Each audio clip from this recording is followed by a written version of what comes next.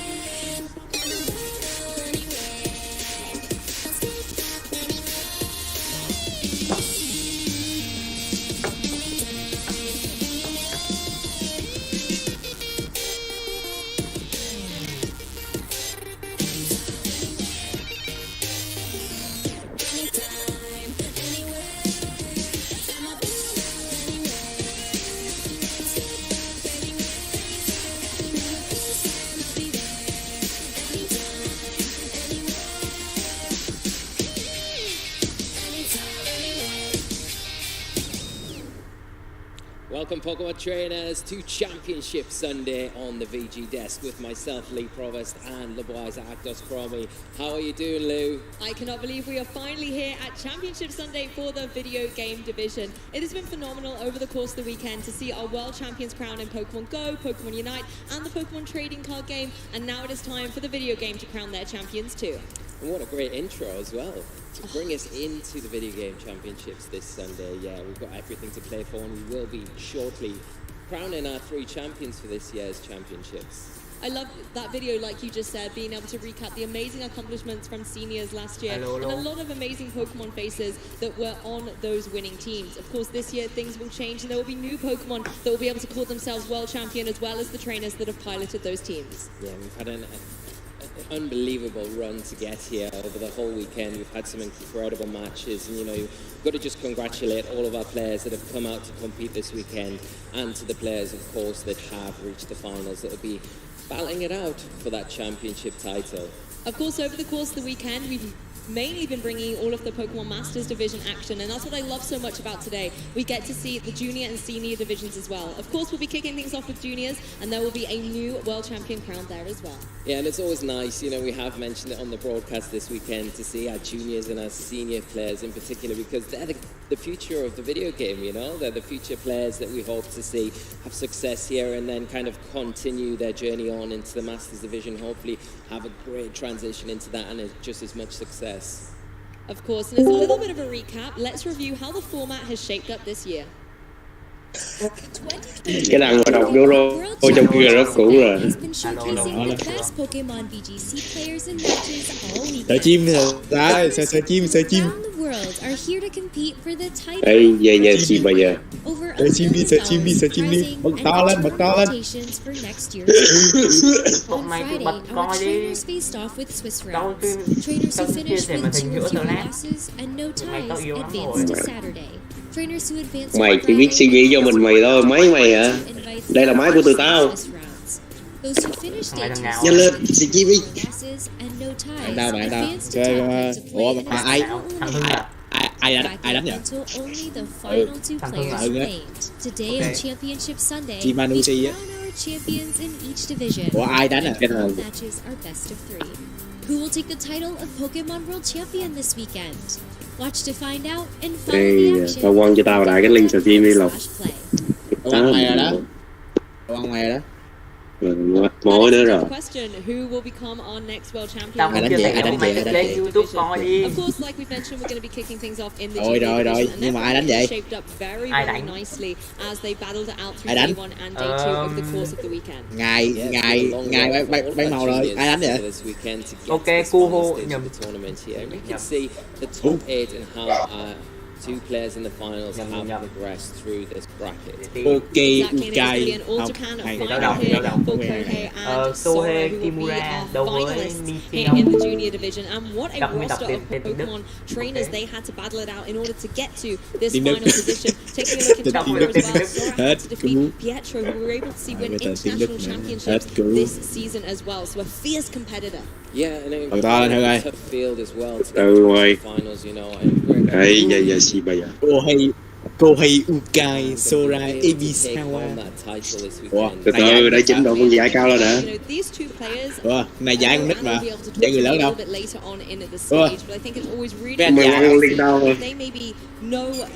Thôi kệ đây, kệ đây, coi mấy cứ coi mấy nhóc đó đi. Coi trình mấy nhóc đó. yeah, it'd be interesting to know if they, you know, they've had Ok. Đánh đi. kind of battles before, but Đợi of thằng course, nói xong Này rồi. giải Junior. right now because the format Rồi. when Japan Đừng mình thành viên nationals xuất place sắc. was under regulation Bây giờ là đánh junior là xong rồi nó senior là rồi một tí nữa mới đánh tới giải với mấy anh già mới đánh. Nắm giải với coi. Bây giờ đang Giải con nít. It's definitely been interesting watching the regulations. Đang là junior, over the course of this mấy đứa nít á, weekend. And you can of course, mấy bé. let us know at home which Pokemon have really surprised you. And Rồi, nó chưa vô giải mà vô chơi game tí đi. Mấy bé đánh xong rồi tới mấy thằng như tụi mình đánh rồi mới tới mấy anh già đánh. Ok, Nhưng mà giờ chưa vô game mà. Muốn tao chơi game không? Bây giờ làm gì? Muốn tao chơi game không? Yeah, and definitely let us know what your highlight has been Muốn from tao this chơi game weekend. gì? Game It's gì? been a phenomenal weekend Pokemon here nào? in Biết mày. Pokemon. It'd be great to Castlevania. hear what your highlight moment from the Castlevania. World Hết cứu rồi, thằng này hết cứu rồi. Hết cứu. Cái máy tao yêu lắm, không có game gì I bet chơi I đâu. could guess. Do you want to give it a go? Go on. Does it begin with a G? It does, and it ends Is with it an N. green? It is green. It is And blue. blue. It is. It's a Gastrodon, everybody. If you haven't been watching the show and tuning in, Gastrodon has been the highlight Pokemon for Lee and I on the desk, and you can get your very own Gastrodon. Anh em coi cho một cái gì đó đi. Giờ là xong cái gì? Mày tao hát rồi. Lại lắc nè. Để xuống đây có cái gì coi không? Until the 14th of August, you've got a little bit of time to still get that Gastrodon aiming your lóc- copies. lóc- Chưa tới đâu. Make sure you go into the mystery gifts, use the code Cái on gì? the screen now, and you'll be able to get this Tô đao không? Pokemon for Ủa? yourself and add it to the Trận này là trận There năm is no ngoái mà. Gastrodon in the juniors division final Tô đao or không? in the masters division, but seniors, as a little, you know, Tô đao heads à? up, do not go anywhere. You can Tao receive thằng Mát. thằng potentially a tem nhờ, Gastrodon tem winning stream tao seniors nhờ. in later in the day, but who knows? Một người tem, Gastrodon tôi là tem has ba. been Mày có ai quen mày đâu. across the socials as Tao well. te rồi. It's been a Hello lot of fun rồi. this weekend with Gastrodon, and yeah, and nice to see Hello. it Hello, in bạn the Đắc Hoàng. finals as well in the senior division, and you know, root for it to Rồi. Hello. take it all the way. Mày muốn một So món gì? glad to not see it do so well. They mày did có manage team to format make the nào? shortcut across all three divisions yesterday. That was very exciting to see. Ai But biết mày có talking a little bit mày more muốn một about món nào? VCD, a lot of the Pokemon that have jumped forward into the fray. I think there's been some really đang tough choices đánh that VCD our mà fellow vậy. commentators were picking as well. Pokemon like Tornadus, I know Lại VGC. Adam was highlighting, thinking that was going to be very strong, and particularly with its ability to control Yeah. fire and Đá stream control á. speed. Ừ. I think has made it a very prime candidate to be a top Pokemon. Yeah, Không such đá a sẽ good stream. supporting Pokemon. Mày tên gì nhỉ? Ê, Tatsubo, Transferability mean that you're Đồng nát phải. able to get it off pretty much straight away in the battle. Kind of Ê, mấy cái trận Mày này ngon đâu. cũng chuối như vậy. setting up things Không, like tao không có xe. to do Mày xem so màn hình đi. well, and you know Goldingo has performed very well at this tournament as well. Mày Mình xem vô làm trailer rồi. One does need to be a Mỏi little quá. bit wary. Chưa Chắc mày một đâu. thời gian làm tí. Tao đánh trên điện thoại. Chừng nào xong đi, chừng nào đánh đi là tao kêu mày. It hits it so Yeah. well for Mày xem màn hình Hết như lòng. cứu. Xem màn hình Red thêm đúng không? electric Một attacks. mỗi ghê rồi. So, Fucking care, tao lấy Gory Morning. have ways to kind of get No. Format nào? Alo.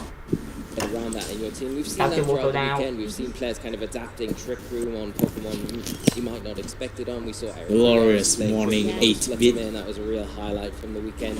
But also the other teams where we've seen Cresselia as well be utilized so effectively with that Trick Room mode to kind of counteract the popularity of the Tornadus over the weekend.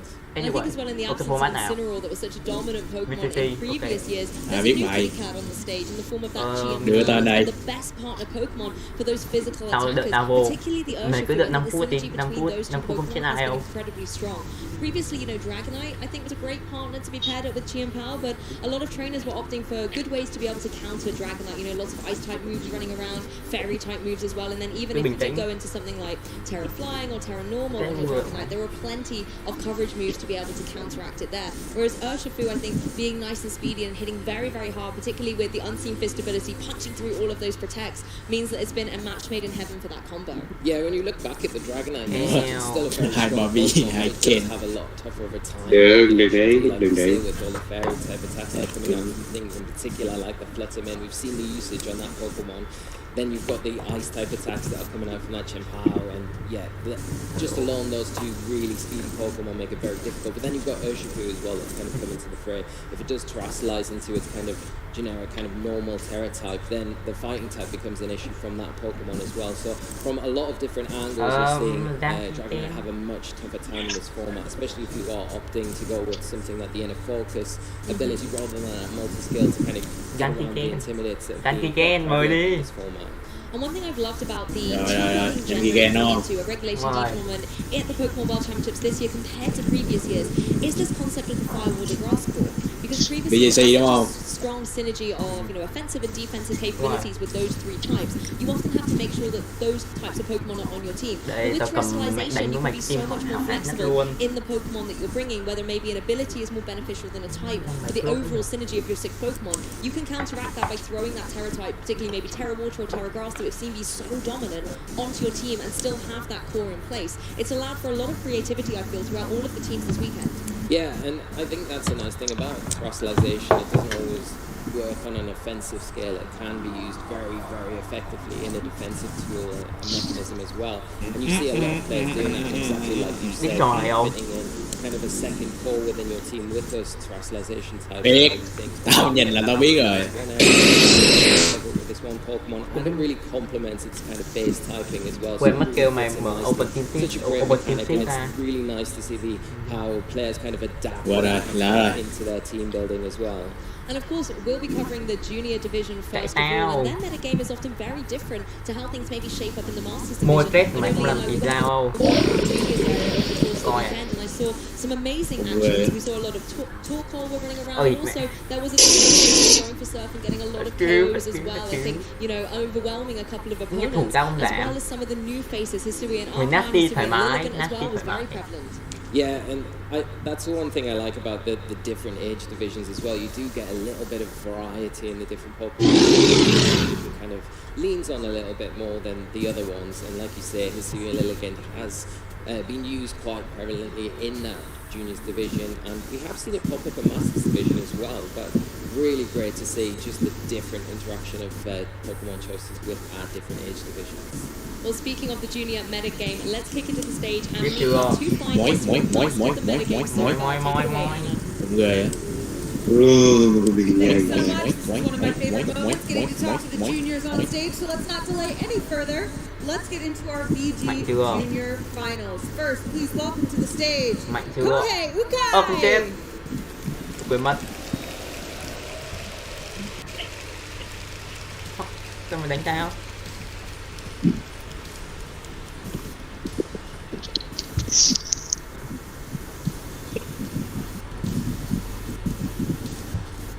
Mẹ tao intimidate đã hết rồi. Tell us your favorite thing about your team. 浩平さん、あなたのチームの中で一番好きなポケモンは何でしょうか？ He likes Chien-Pao. Không thể And nào. why is that? どうしてChien-Paoはそんなに好きですか？ダメージが大きくて You can use its ability to increase the damage that he can deal with other Pokemon. We can't wait to watch that. There are a lot of people watching you. Do you want to say hi to anyone? 特に応援してくれた人に何か一言ありますか？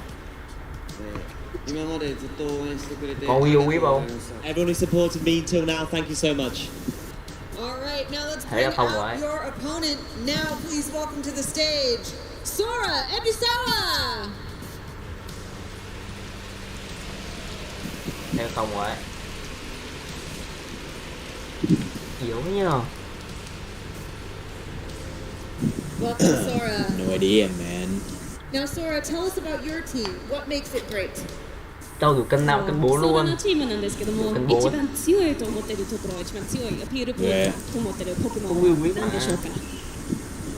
アクーラスが僕の個人的におすすめなポケモンです。My Urshifu is definitely the strongest point in my team. And how will you use it in this match?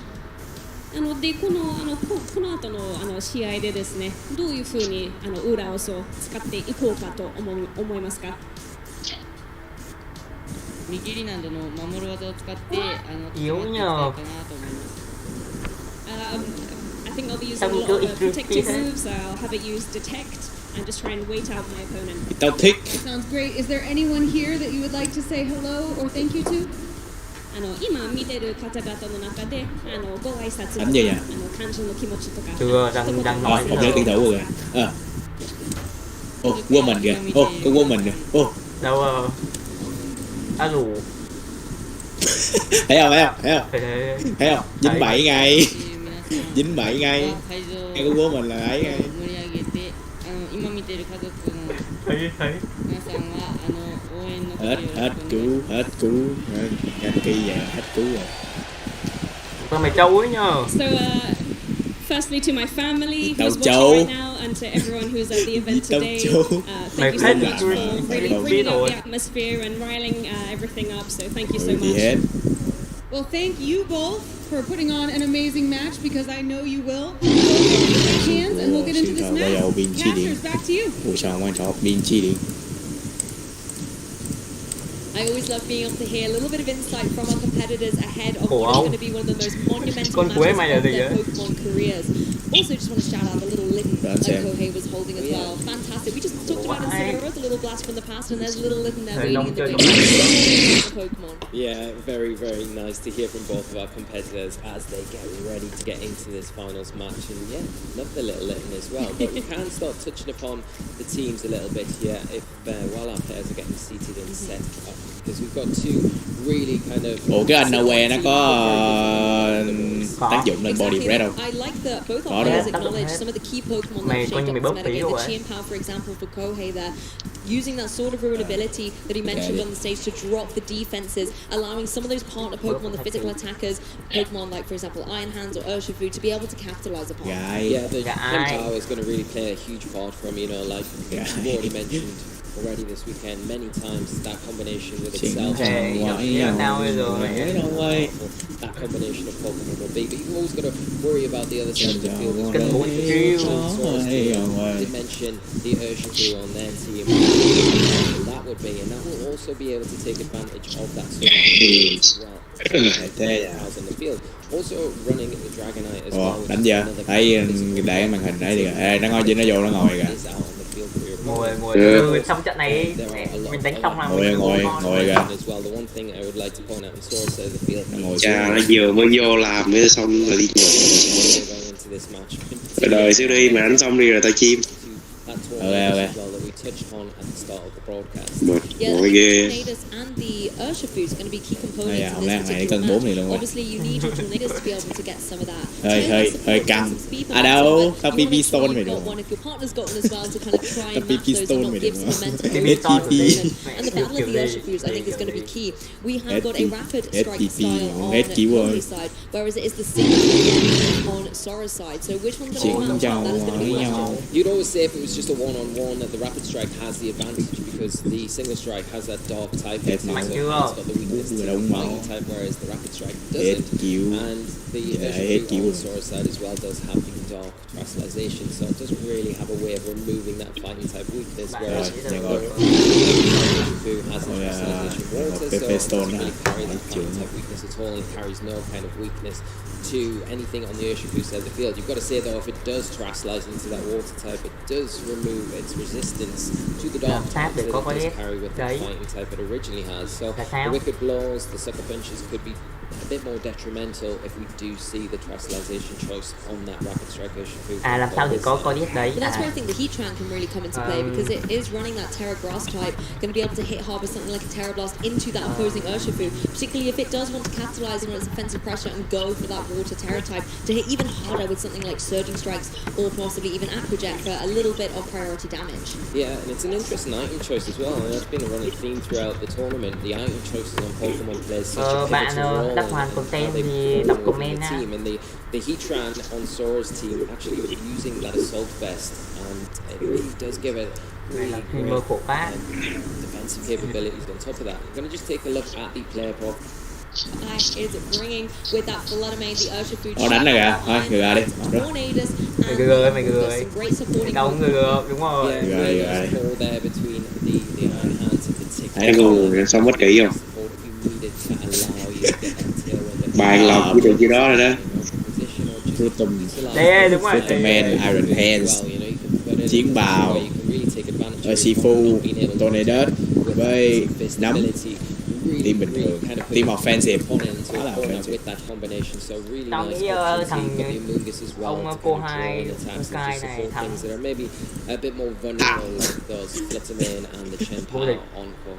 Như đang Junior, không sao Junior gì sao nó to vậy, sao nhìn nó bự quá vậy? Nó bự mấy hôm nay mà. Mấy trưởng mấy thằng Tây Junior nó to thế. Ăn cái gì mà nó bự ghê. Dragonite, Floodamane, Amoonguss, and Heatran, and those Này có six tính là are body definitely tầm really hard to contend with. You were mentioning earlier as well, Lee. Again, Sora coming off this Japan Nationals top 64 finish. Do you think Dragonite has a role to play in this match? Nó không sâu team seed ra, nó chỉ sâu cái ấy ra. Japan National top 64, cũng được á. Fruitaman, có Firewater Grass, kèm Fairy nè, Dragonite, Tornadus, cũng thế, không có gì hết.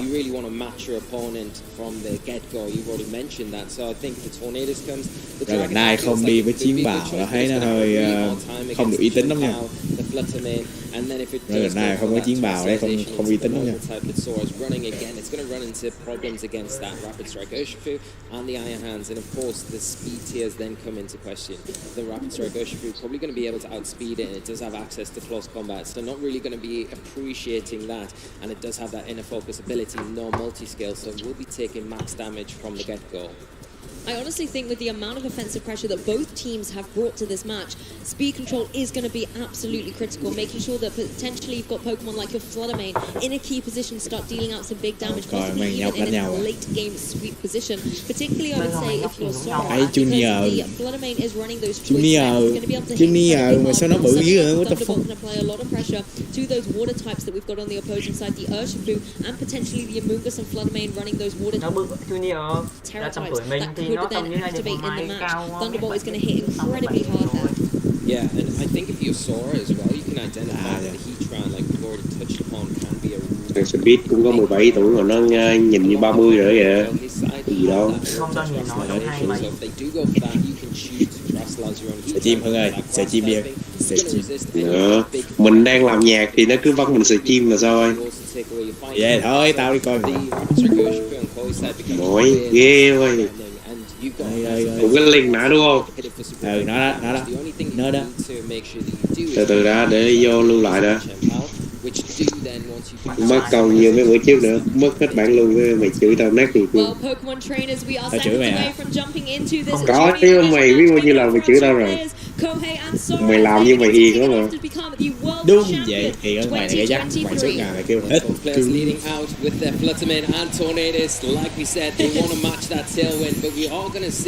Ok, bắt đầu mình luận đi lòng. Mình luận đi. Lead với lại hay mà bên lead với lại Fruitaman và Tornadus. Đúng rồi, tụi bay Cory nó bay rồi tự nhiên bắt tao chim chi. Tại mày kêu mày vô đây mày coi ké. Thì đúng là coi ké nhưng mà Lộc đưa nó cái link YouTube ra thôi. Đưa nó link YouTube ra mà có. Quá trễ rồi, tụi đâu quá trễ rồi, nó stream được rồi. Rồi lại chỉnh độ phân giải cao lên tí đã. With Photoman về, đem ý train ra. Photoman quyết định protect. Photoman tụi này đớt phốt. Hay đó bên kia win. Con này đó bên kia win Spear. Rồi cả hai đều có tay win. Vấn đề là bây giờ là con hit train sẽ chậm hơn cả ba con còn lại. Dù vì con hit train còn chơi Scarf. Just wanting to avoid any unnecessary damages. Heatran joins the field, able to take those Pharaoh type attacks much better than Fluttermane would have been able to do, as the Fluttermane on the opposing side is going to go for a protect. Tornadus gets the first tailwind up on Kohei side of things. Như cứ như phim Ấn Độ chiếu vô mặt với mua Pokemon vậy. Đổi của Pokemon được tung ra đó từ Kohei. Kohei quăng ra con đồ gì đó tôi không biết. Iron Hands. Rồi tao nói đó Grand Dance forward.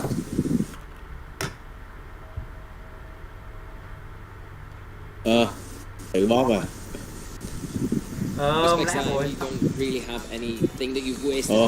Predict à, hay à. You switch out the Flutterman if you're Kohei, then you have lost that booster energy. You're not going to be able to get it back later in the game. Iron Hand bây giờ dưới nửa cây. Now in front of the Heatran, not in the best position. Your Bleak Storm is not hitting very good damage against that steel typing, and the Flutterman has to then rely on. Dạ rồi cứ chiếu vô mặt Pokemon này, chiếu vô mặt chủ. Nói vậy đó. But it can turn back with some big damage itself with like a flash cannon. So you are seeing Kohei can keep that around. Tôi chưa hiểu lắm là sao bên kia là một Grand Dance. Yes, Iron Hand's going to join the fray as well. Nhảy rồi. Pressure was something like a fake out into the following turns as Tornadus sets the rain dance.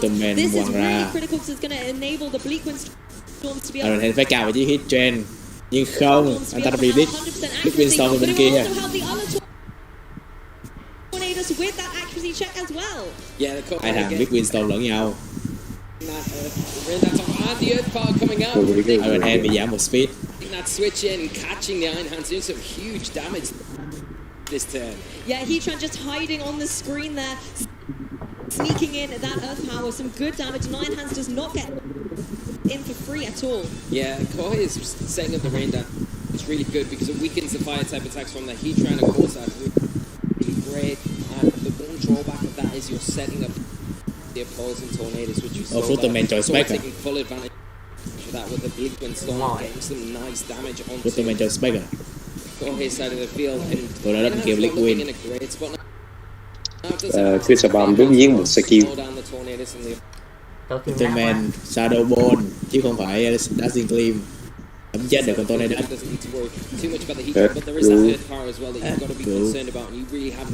Bleakwind Storm lên từ con này rồi chết luôn Iron Hands.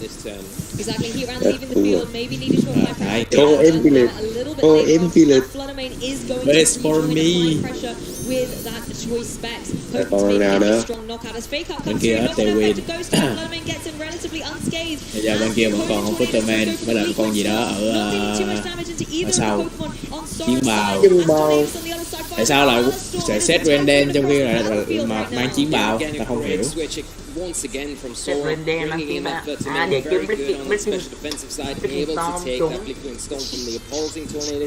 Nhưng mà nó bật dùng bên kia luôn rồi, mày hiểu không? Nó làm gì đó nó bật dùng bên kia luôn rồi. Nó đang tự bóp á.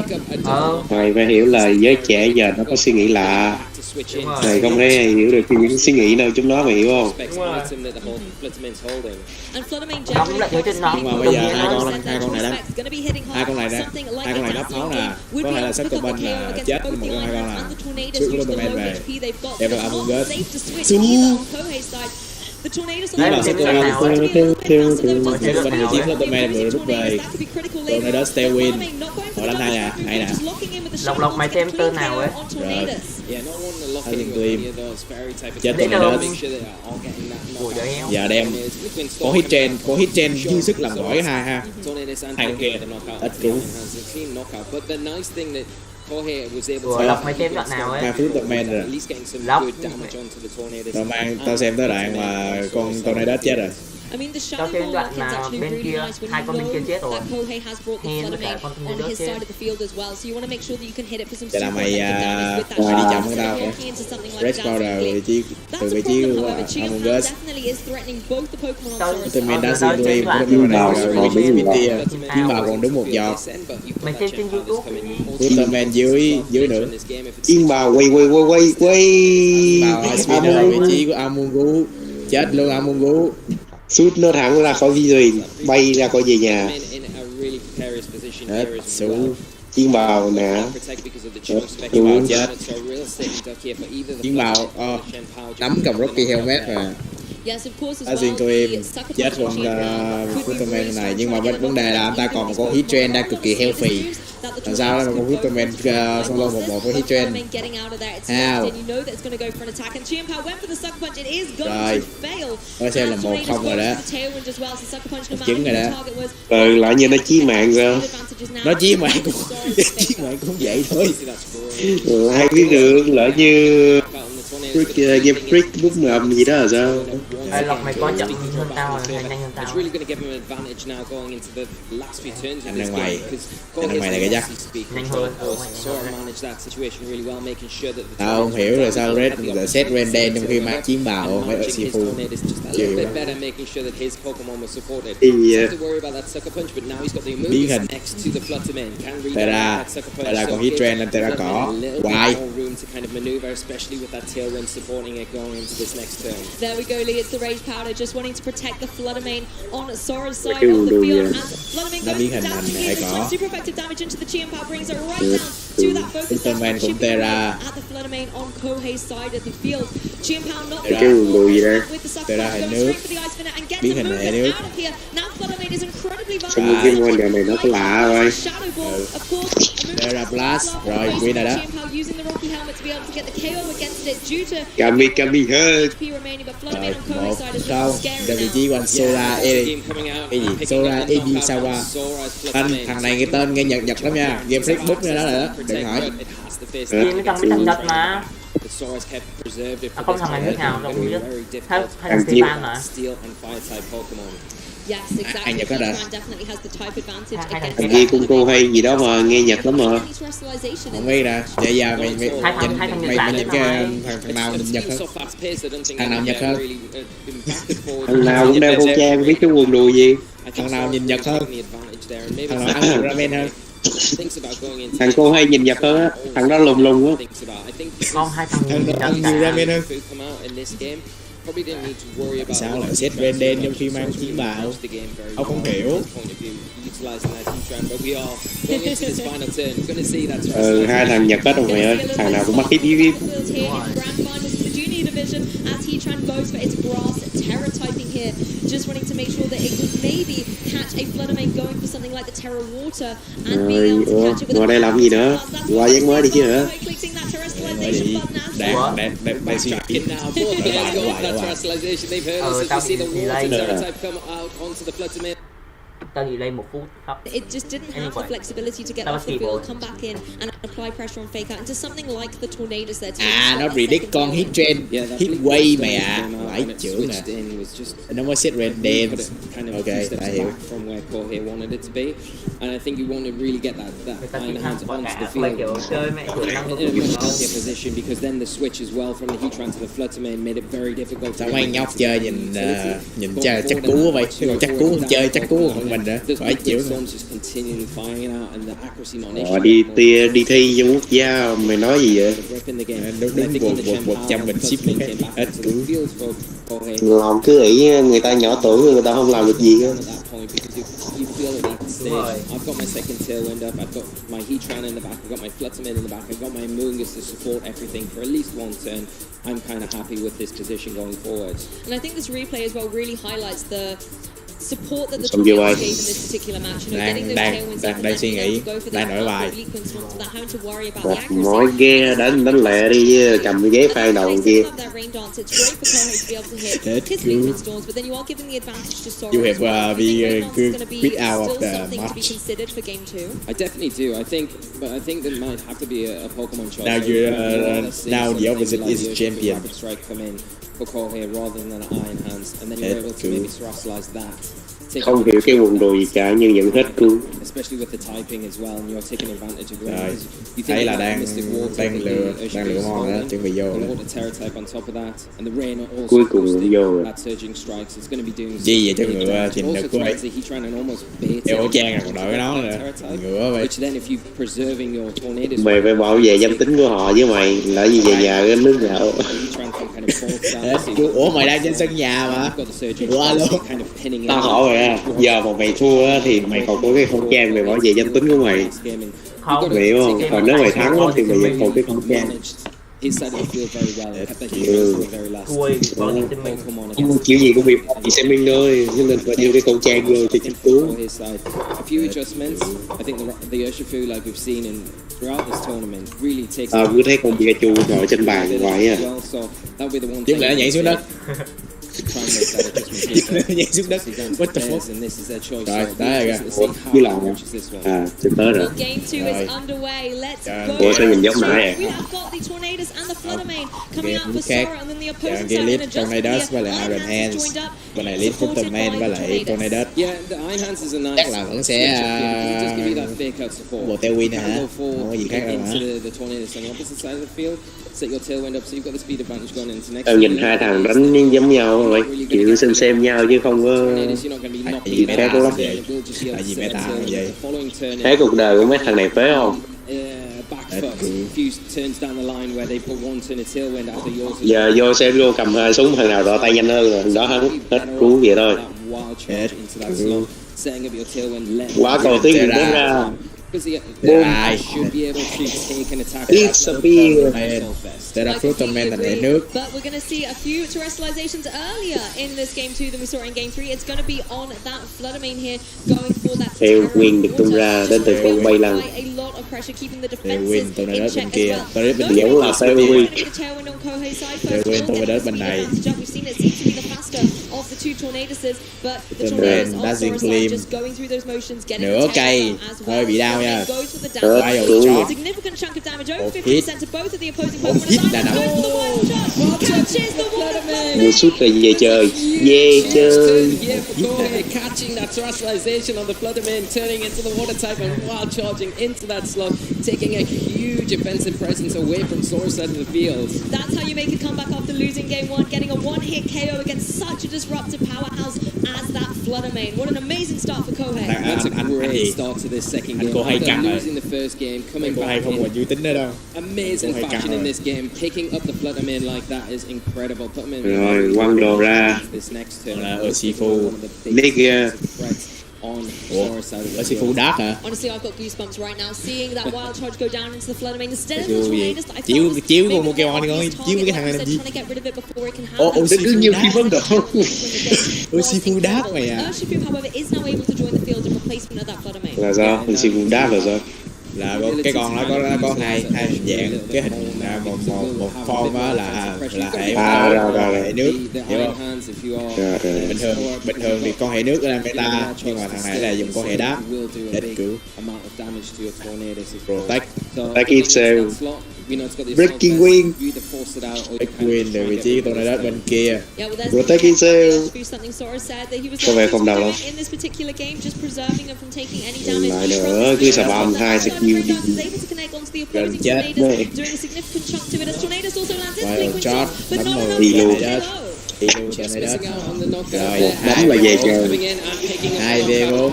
Điều anh gì? Sora sẽ phải làm gì? Advantage of this and a big lead in this game. Uri đang ta. Iron Man chết luôn rồi.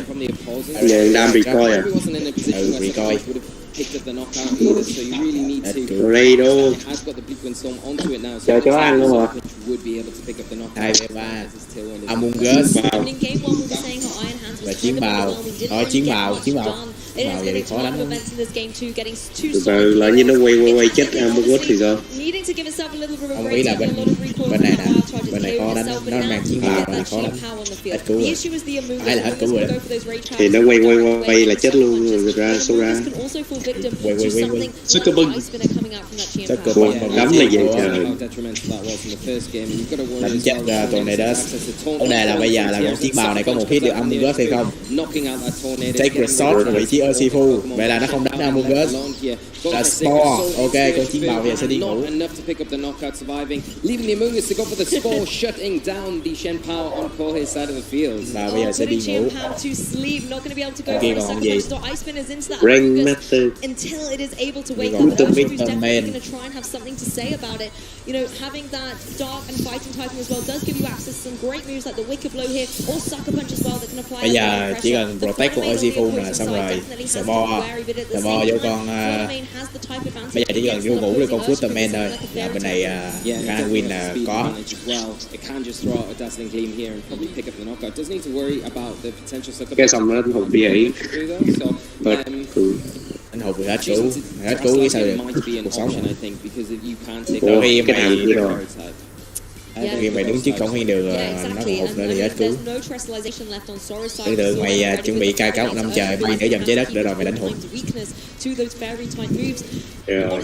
Protect vào vị trí của Flutterman. Sức cơ bưng.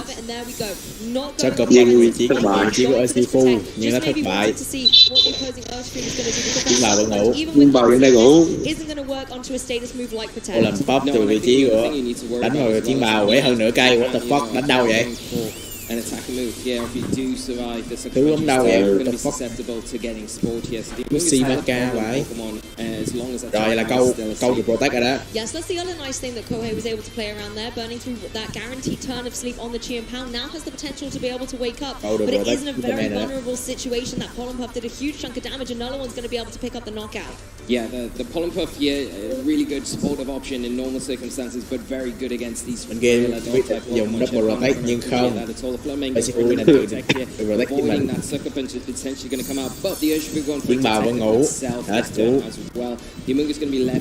Ngủ lòi lắm mày. Cô làm bóp vào vị trí của chiến bào, giết chết con chiến bào. Ok, và Flutterman sẽ phải cân 2. Flutterman sẽ phải làm gì đây?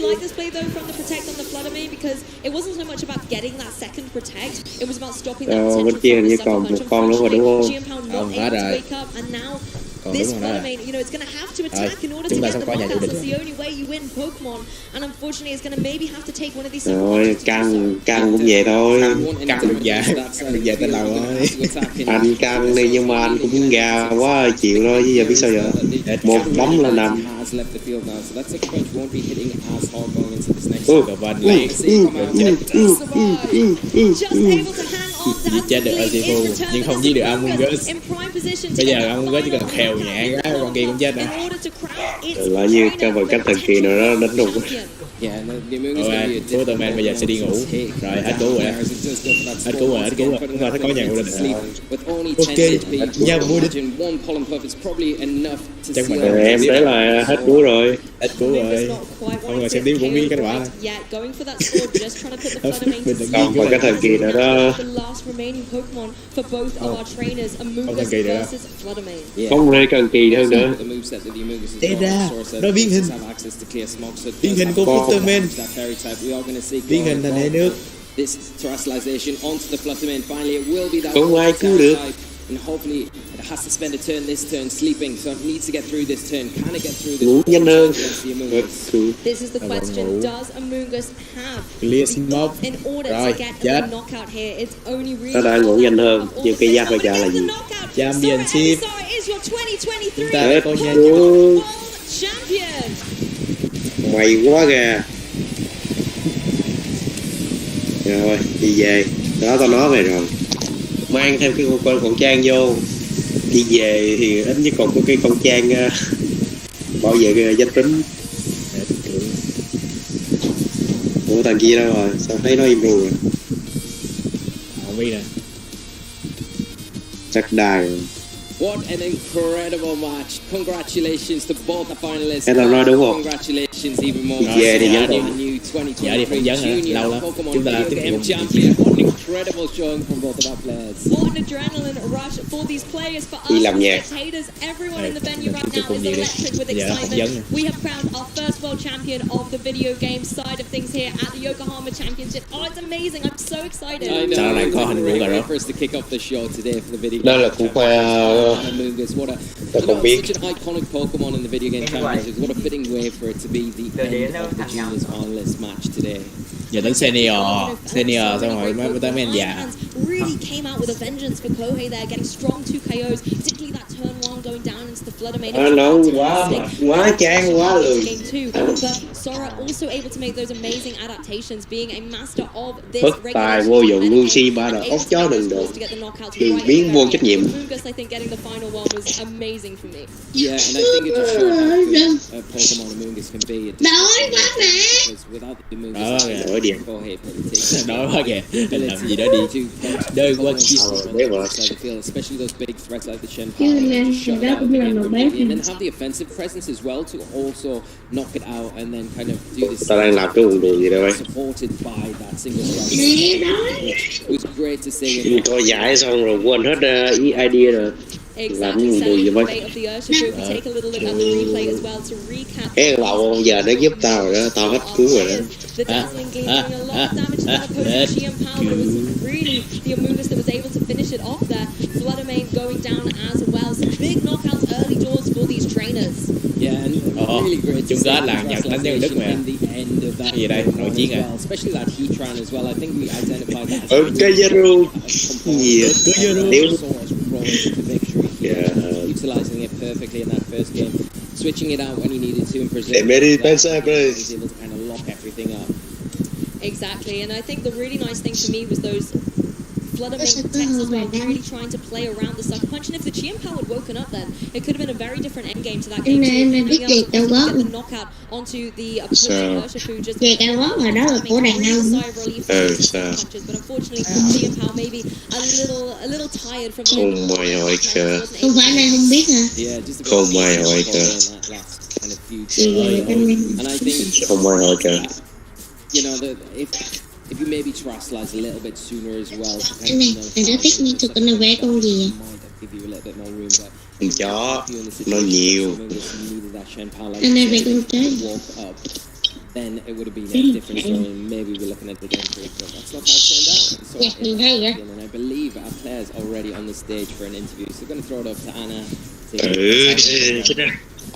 Tại sao người đầu tiên công nhận mày lại là Thanks so nó? much. I am here with Sora. Tự hào. Tự hào. You are world Tự hào. champion. How does that feel? Tao không biết có nên tự hào khi mà có thằng em nghe ra nhạc remix không á. Pokemon World Champion になりました。いかがですか？家族にも恩を返せたと思うので、とても嬉しい Ok, です。 I've made my family proud and I'm just so cái điện happy. thoại nó còng kênh quá ơi. We loved watching your game. There were so many great moments, but for you, what was the best moment in those games? あのゲームの中で、あなたにとって一番いいポイントは何でしたか？結構自分でも相手の動きを読めていたところがあったので、よかったかなと思いました。Phong dân. I feel like I really knew what my opponent was trying to do and I managed to read every one of his moves. Yeah, you did.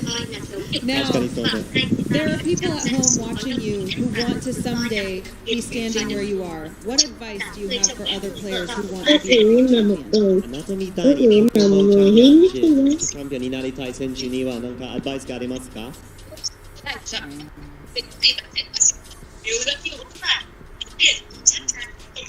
みたいに強いポケモン選手になりたい人には一言ありますか？アドバイスとかありますか？動画とかそういうのを見て、コーチやプレーなどを学んだら、できるようになる。If you watch videos online, you'll get the gist of it. Great. Good advice. Thank you so much. Congratulations again, Sora. Casters, back to you.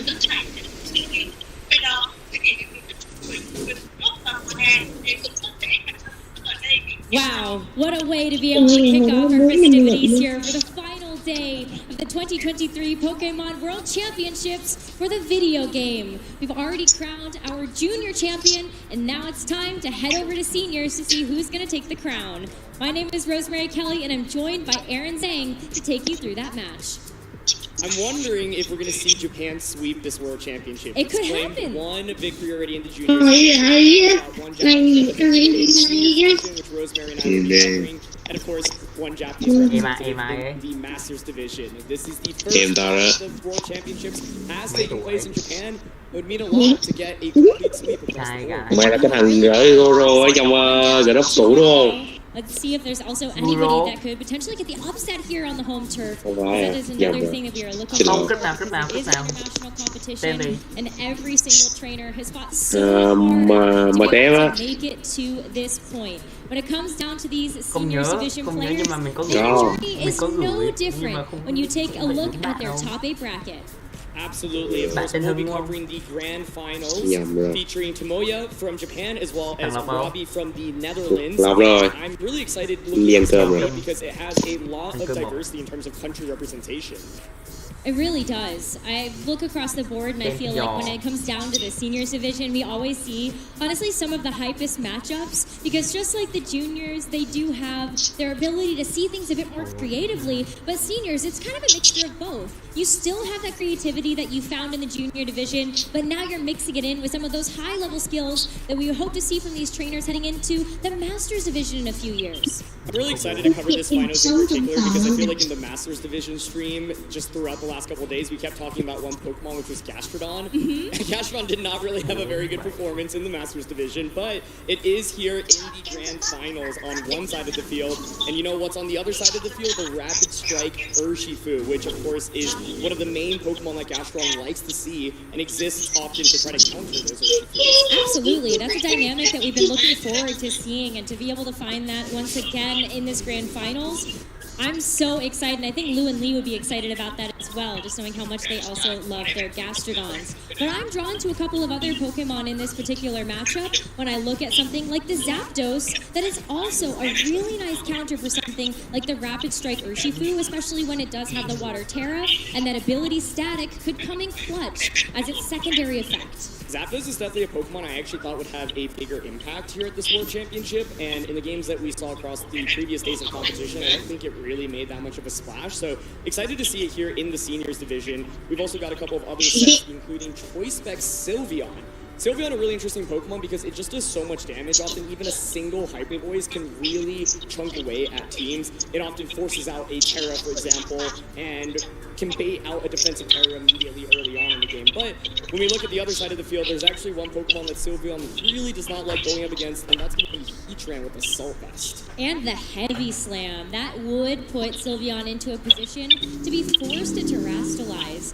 But, you know, Heatran too doesn't really want to be taking too much damage from something like the Urshifu on the other side, even just kind of looking at the Gastrodon too that has Earth Power. That is going to be a really nice way to be able to keep that Heatran in check. So this match is all about the Terrastalization mind games. When is it the right moment to be able to go for something like a defensive Terra? Absolutely. One other Pokemon that I also have my eye out on here is Hisuian Arcanine. Now, I think these teams are actually really fun to look against each other because it feels like they play in similar ways. You have a Tailwind user on one side, there's Zapdos, on the other side there is Tornadus. You have ground type Pokemon, for example, Landorus on one side, Gastrodon on one side, you have a fire type Pokemon, Hisuian Arcanine, Chắc là hết cứu rồi. Mày làm tao quên hết idea rồi.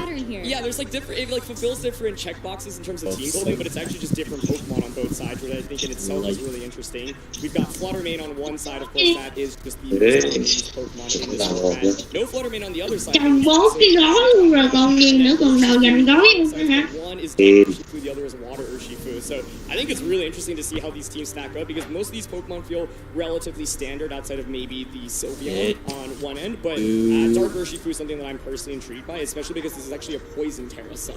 Yeah, the Poison Terra, that's been a Terrastalization type that I feel like a lot of trainers have been leaning into in order for a safe defensive Terra. You see this sometimes on the Galarian Moltres. We haven't seen a whole lot of that particular Pokemon in this World Championships, but we even saw it earlier on coming in from Apex Caliber in the North America tournament scene. So maybe that's going to also end up playing a role here. But I love that you brought up the Zapdos versus Tornadus. Because Robbie's team is naturally faster, but you still want to be able to make sure that you get speed control somehow in your favor, unless Tomoya wants to lean into a bit more of the bulk that his team provides. Yeah, I think Zapdos versus Tornadus is actually a really interesting dynamic. Of course, both being used to set up Tailwind. Tornadus is the premier Tailwind user in this format because, of course, it gets access to Prankster, giving you that priority boost immediately. Zapdos, on the other hand, is a little bit slower, but it's bulkier as well. And Zapdos versus Tornadus is actually a pretty good trade-off for Zapdos. You can resist type attacks from the opposing side and retaliate back with a super effective Thunderbolt. This is a bulky Zapdos set with Citrus Berry and Boost as well, so it can sustain on the field for a fairly long period of time. However, for example, Zapdos does not have Protect, so you do have to worry about just taking a lot of damage from, for example, the Heat Không nhớ cái gì á. side or the on the opposing side. Yeah. Those Pokemon would be really critical for Robbie. Looking also at the Hurricane, that's going to be a part of this Zapdos set too. Hurricane is going to be a really great way to be able to keep like a Grass Terra Heatran in check. I'm also looking at the Rapid Strike Urshifu that would also not want to be on the receiving end of that.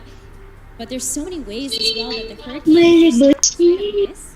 And also this Tornadus has Sunny Day. What a fantastic way to also be able to make that accuracy even worse. Sunny Day is also just a really interesting move because it activates a bunch of different things on Robbie's team. You've got Heatran first of all, so you deal more damage with your fire type attacks with the Heat Wave. And you've also got Flutter Mane, so it activates that photosynthesis. That's one of the main reasons why Tornadus is also a really intriguing user. It can set up so many different weapons, and so the Sun here I think is super, super intriguing. The one downside if you set up the Sun, of course, is from the opposing side there is that Hisuian Arcanine, so you might be boosting the damage output of that Flare Blitz, and I think that's something that actually could be relevant if it's Hisuian Arcanine against Flutter Mane specifically.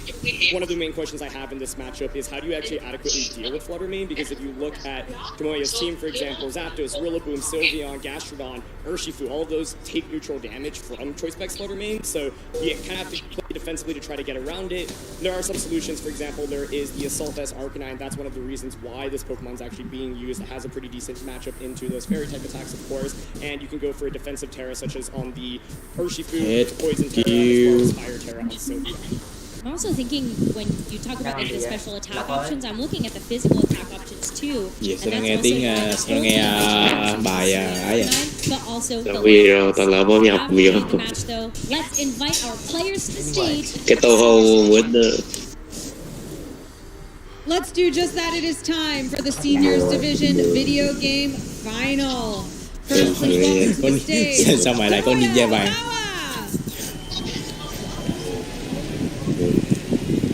Sao mày lại có ninja vàng? Sao mày lại có ninja vàng? Ừ.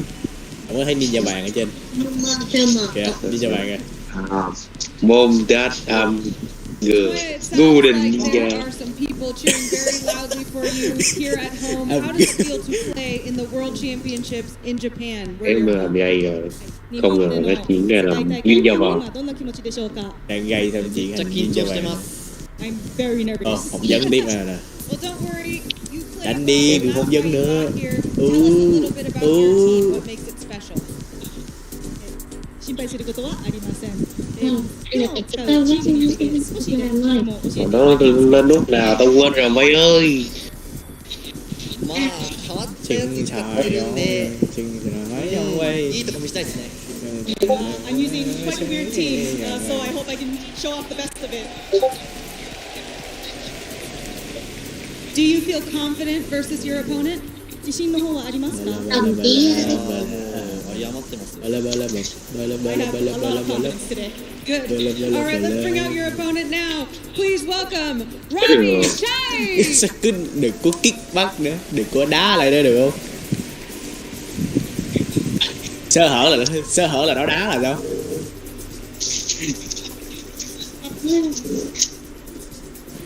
Welcome, Robbie. Your opponent said that they're confident. Do you also feel confident? Tao không nghe được. Why is that? How is your team special? Làm video. Không, tao đang làm nhạc chứ không phải làm video. Great. Is there anyone here or watching from home that you want to say hello to? Không làm video, đi làm nhạc. Hết cứ. Thank you for supporting me and watching.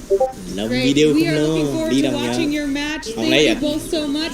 Không lẽ là tao phải vừa sử dụng cái sức mạnh của phiên bản thôi. Đâu, của thực dân thôi. Cái con người đó không, nó chỉ suy nghĩ được nhiều đó thôi đó, con người nó nhiều không cho tao sáng tạo vậy đó, con người nó chỉ biết cái rồi đó. Khúc này mới vậy, khúc này có mày bất tài vô dụng không cho xuống xì ba đầu được rồi. I am so excited. This matchup, honestly, I think just looks really fun because of all those dynamics that we were talking about earlier. Once again, team compositions are somewhat similar in terms of. Rồi, tao nhớ. Actually, very different Pokemon on both sides. Chưa vô game đúng không? Fitting to see an Urshifu versus Urshifu Sắp. in the finals. Là cứ làm đi. Different Urshifu types, because I think Water Urshifu had a huge impact, especially in the Masters. Rồi, nó chỉnh nốt cao lên mà nó cha đó. Poison Terra, Black Glasses, Urshifu. Làm bát nhỏ xuống, nốt cao lên, elite cao lên. Kỳ giảm xuống, pit xuống, fight tôn. Do you even feel comfortable going for that, and how is that going to affect your game plan when you know that Urshifu may be waiting in the back? Elite 2, một tắt lùi, năm 2, damage cao, men kề xuống. Urshifu Hit low, such a strong Pokemon boom side, xuống. Regulation D came around, people expected it to go, so I'm not surprised to see it be in the finals here. I do think it's interesting to see how people have united around Urshifu. We've seen some sets yesterday featuring as well as Choice Scarf. We've seen Swords Dance sets. And one of the things that I'm always really curious about with Urshifu is how are your Urshifus actually trained? I think when the format first started, people traditionally just ran max attack, max speed, and kind of just went from there, but it's typical, especially coming into the World Championships. I think a lot of people are moving away from, for example, speed and into bulk. And so I think that's one thing I'm paying attention to in this matchup if both Urshifus come out. Whose Urshifu is actually faster? And that, I think, may play a critical role in this matchup. I agree with that as well. And you can see where some of the bulk may lie. I think Rillaboom is one of those primary Pokemon that we've used and seen be able to be one of those tanks for the team and try to soak up that damage, either as a defensive switch or just be able to make sure but we can also be able to see like Sylveon's very specially bulky. So that's another way that you can kind of lean into that on Tomoya's side. That's a Moongus. That's really Moongus for you. Absolutely, yeah. I think one thing that's kind of funny here is the exists on Robbie's side. Sylveon actually has Sleep Talk on Tomoya's side, and so curious if that actually ends up being relevant. But let's quickly take a look at Tomoya's accomplishments here. Tomoya was able to secure top 6 at the Japan Nationals this year to be able to secure his invite at the World Championships. And when you take a look at how he's also performed in the it's global challenge as well, that is so impressive when you think about how many different players that you're able to play against to even get to the point where you're playing in Japan Nationals. Absolutely. So recapping his team, it's going to be Zapdos, Dark Urshifu, Sylveon, Gastron, Hisui, Arcanine, and Rillaboom. He said it himself, it's kind of a weird team. National top 6, Japan Championship Mainstay được 48, 7 trưởng rồi, cái CV kìa. It's got Drum Beating, U-Turn, Fake Out, and Protect. Sylveon is a choice spec set. It's got Hyper Beam, Terra Blast, Hyper Voice, and Sleep Talk. It's got Sylveon with Assault Vest, Fairy Terra Blast as well. Thằng này cũng dùng co fire qua the Grass Fairy này, nhưng mà là bản alternative. Vô đánh rồi à? Chưa, nó mới showcase team thôi. Showcase thôi. The Black Glass is a very interesting tech to be able to have on this team, just to be able to boost up all those dark type attacks. But how is it going to fare against his opponent? Robbie on the other side did get a top 8 at the North America International Championships this year, as well as also a back-to-back top 8 when you look at how he did it at the European International Championships too. This is actually Robbie's first full season of playing competitively, so for him to have made it to the World Championship Finals is so impressive, especially after losing the top 8 of those last internationals. Now he has the chance to IC top 8 mà, mạnh vậy. And he's got a really strong team to support that. We already saw IC top 8 rồi. My eyes are definitely drawn to that Assault Vest. Mày làm gì ấy? Now this cái CV Heavy Set nhìn hết could be cứu really à. interesting here, especially with Fairy Terras on the opposing side as well. And it just does large amounts of damage to something like Sylveon. Grass Terra Key Trench is one of the safest combos in this format. And Robbie just has a lot of offense. You've got the Tornadus to set up the Sunny Day. You've got the Choice Spec Flutter Main. You've got Great Tran. The Landorus there in here, pretty interesting, by the way. It actually has a citrus berry on it. That is very Landorus interesting indeed. When you look at how Landorus has usually been used for some of these, more recent formats. Take a look at maybe something like a choice scarf or Assault Vest, really be able to help out that Landorus do its job more effectively. The Secret Fury does give it a little bit of wiggle room when it comes down to how much damage it can take and how well you can actually use it as a pivoting tool to cycle those Intimidates. I think both trainers have a lot of tools at their disposal. Coming into this matchup, what I'm looking at is where's the offense? I think from Robbie's end, the Flutter main and the Heatran look really, really powerful. Flutter main, I think, is going to force Tomoya to potentially go for a defensive Terra, like that Poison Terra on Urshifu, for example.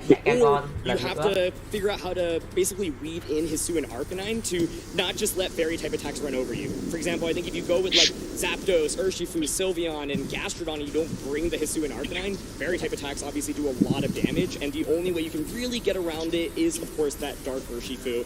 Dark Urshifu here, however, while it's Poison Terra, it doesn't have something like a Poison Jab, and so, of course, you can go for Wicked Blow onto Flutter Mane, but if Flutter Mane on the other side goes for that Fairy Terra, you might not actually get that one-hit knockout anymore with Wicked Blow, so that's something to keep in mind as well. Of course, you can then just follow it up with a Sucker Punch, but I think that's one thing to pay attention to. Yêu cầu kênh chiết xuất tiền ra cho Tom mua thiết bị mới để làm video. Do massive amounts of damage for the Terra, and then I think Heatran also is really difficult to deal with, quite frankly. It's very, very bulky, and tao có thể làm thứ này nếu như mày cho tao một cái máy tính.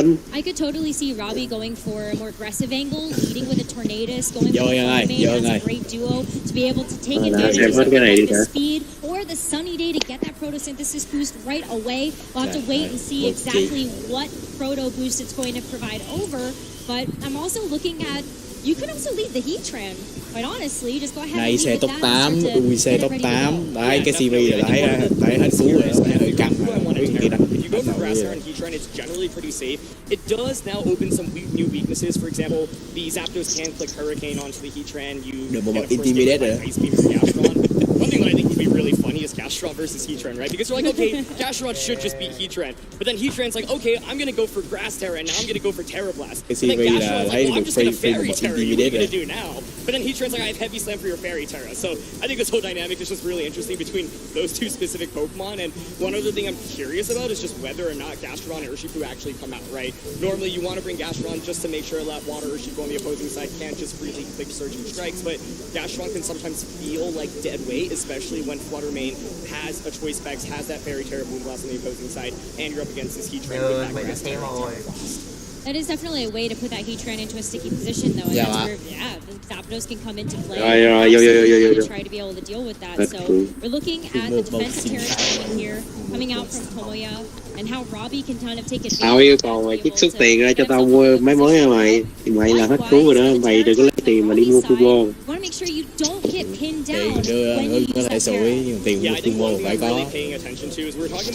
Thấy đâu, thấy con người đâu. Nói vậy đó. Tao nói trước rồi đó, mỗi video tao tính 500 đó. Muốn sau này có tiền đi rồi tao làm. Long ơi, kiếm tiền trả nợ nha. Mày là mày coi chừng mày đó là. Dạ thôi. Kiếm ngân hàng ơi, làm cái ngân hàng trả nợ tao ơi. Phải chưa mà tao nợ 2 đầu rồi đó. Nợ đang trong, trời ơi, nợ đang còn rất là hết cũ. Khi nào mình nhập tiền lên tao tính lãi tầm một ngày, 1-2 ngày 2k cho, rồi mới tính nợ tao tầm 1 năm thì mày đừng có ép tao phải bắt mày đó rồi tao không nói mày, tao nói thằng Long nó bắt tao, nó cứ bắt tao nó qua biên giới rồi nó không bao giờ trả tiền.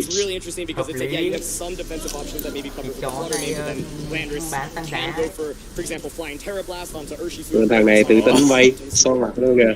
So many different possibilities of how this match can play out, and that's exactly why Thấy không? Họ tự tin họ số mặt là tức là chắc chắn là thắng rồi, mình không có dám. And so we'll have chứ mà cái TV nhìn khủng khiếp rồi. Happening as we start to load into this first game. It is a best of 3 to be able to decide it all. Who will be our division world champion? Thấy mình có cơ hội thắng cao thì mình bỏ cái con trang ra số mặt cho thêm bàn dân thiên hạ xem.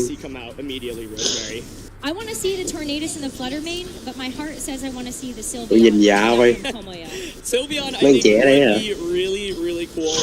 It's actually something that I'm really curious about because if you're able to bait out the grass terror from Heatran, Mấy thằng này trẻ rồi lộc. becomes a lot more effective in sweeping. And the other question I have is, do we see Amoonguss come out from Rocky? Không biết nhưng mà nhìn nó cái kiểu 20, 30 thôi. You could go a mode with like Tornadus, Flutter, Heatran, Amoonguss, for example. Ôi giời, bây giờ. Bait out those terrors, Rồi, đánh này rồi. and then sweep with Rồi, Heatran. But vẫn here we là go. Futoman với Game Tornadus. one of the senior division. Rồi, coi chung hết chuyện của And này. there's Tornadus and Flutter. You called it, Rose. Canai với Sylveon. Có chút khác biệt bên này. We got both of the fairy types on the field to be able to kick off this first game. And Tôi this mua da. Arcanine is going to put a ton of pressure down onto the Tornadus. And the Fluttermate's not going to be able to hit it very well. Bây giờ nó sẽ phải switch con Futoman vậy nè. Con Futoman không làm được gì ở đây đó. Nhưng mà switch con nào ra mới là vấn đề. Có thể switch Landorus ra. Thời gian sẽ trả lời. Thấy không? Tao nói là chả đúng, tao nói là quá đúng. Heatran, ok. Chúng nó bị độc chúng nó bị độc như một cuốn sách đối với thằng Lộc. Bị độc như một cuốn sách. Fantastic to be able to deal with the opposing side. It's going to be a great defensive Pokemon to try to take some of these hits. It's going to be the Rock Slide, and that's going to deal super effective damage onto the Tornadus, and the Hyper Voice to follow it up does take out the Torn. Ít trần cho mà sang trần rồi. Chán rồi. Opportunity to be able to bring in something else right under that tailwind. Yeah, one thing to note here is that his Hisuian Arcanine does not have Landorus switch ra, Intimidate của Arcanine. Hits the field, is able to go for an Intimidate, not valuable into the Sylveon, but of course quite good into the Hisuian Arcanine, and Tailwind is set up. The Sylveon here, of course, is locked into that Choice Specs Hyper Voice, right? So it's Fire Terra. You could, of course, get around Hít trần. heavy slam with the Fire Terra, but one play you Không phải sang trần. the opposing side is just go through Stomping Tantrum and heavy Hít slam. trần chứ không phải sang trần. Arcanine switch Bạch về.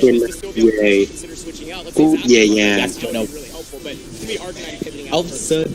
So Arcanine gonna go ahead and take a little bit of a reprieve. Và cái thằng Gastrodon nó coi chừng nó bị biến thành Gastrodon á. Gastrodon á. Trong mình đang châm vào vị trí của Simon lúc nãy. Elvis Slam và Zapdos. Elvis Slam. Oh, bị static. That's cool. Great coverage from the static. Are you kidding me? What a turn! Hey, yay. What a turn for Tomoya to be able to read that switch, read those calls, and bring in the Zapdos at the perfect time. The crowd goes absolutely wild right now. Gastrodon in a really interesting position. Này Of course, bị it has độc. that ice beam Thằng này into bị the Landers. It has thằng là that Tomoya bị Ruby độc như You of cuốn sách. course have to worry about the Landers now going for Stomping Tantrum onto the Gastrodon slot. This Heatran, of course, is that. Ôi sao cái chiếu hoài vậy. One play I think Chưa you suy could make nghĩ is xong obviously giờ just chiếu put gì? Gastrodon right Chiếu now mặt and nhau set up chiếu a gì? Tailwind with Zapdos, maybe even just. Cho sang trận nó rất đi chứ. Right now, you have an early lead on Tomoya, is that right? So it's like Put trying to up bait with out the the man. Terra, see what Robbie's going to do and stall out that Tailwind. Tailwind. But an amazing first two Tailwind từ turns. vị trí của Zapdos. Fluttermate's going to come out Cân in, bằng lại just try to speed. get some intimidate cycles, keep that Landers a little bit safe. Cái But trade được siêu Zapdos hit has wave. a great opportunity to go for the Zapdos tailwind đánh hụt vào to now Zapdos. That's cool. stagger, being able to have that speed the That's what I control. do. Yawn. That's a huge miss on that heat No wave. Terras, it just Ủa, con earth power, it's Futoman going to này be sao phải yawn. switch về? Okay, so putting on some pressure onto the Fluttermane. I really like the yawn, honestly, because Fluttermane Không right ai now kìa. feels like it exerts a lot of damage. If you decide to actually attack this turn, you're going to fall asleep, and Gastrodon can so easily Dạ, come chỉ back đứt nhau right now. rồi. So Tomoya here could make it a prediction, right, and say, okay, well, I Không can chung Không chiêu chiếu mặt cho quay đi. you have a Terra, Không and I can chiêu just mặt place nữa. it into that slot. So this is really critical, right? Does Robbie say, I don't think you're going to play safely, I'm going to go for a Fairy Terra and just Moonblast you here immediately? Or does he make the safe defensive pivot into Landers? If he does that, does Tomoya call it? The other thing is we didn't see a Terra come out from either end right now, so there is a threat still of that Grass Terra Blast on a Gastrodon as well. Yeah, absolutely. But I think there's a few Pokemon in the back that would not mind taking that too poorly. As we also look at, there's no Urshifu coming into this game. We've been able to reveal all 4 Pokemon on both sides. Oh, no but it's switch, time no for switch, Terra. okay. And there Terra is no con. switch on the Terra board. Futoman. So let's see what is going to take Futoman that Terra trash Fairy. location. And it is the Tăng cường lực đam Fluttermate. hơn. Will be getting that Rồi, Fairy đây mới đúng rồi. You'll Đây use nè. something like a Dazzling Thử Gleam. xem CSGO. Blast. Đây mới là đúng chuyên môn của tao A rồi. little bit better. Does Gastrodon protect? It does protect!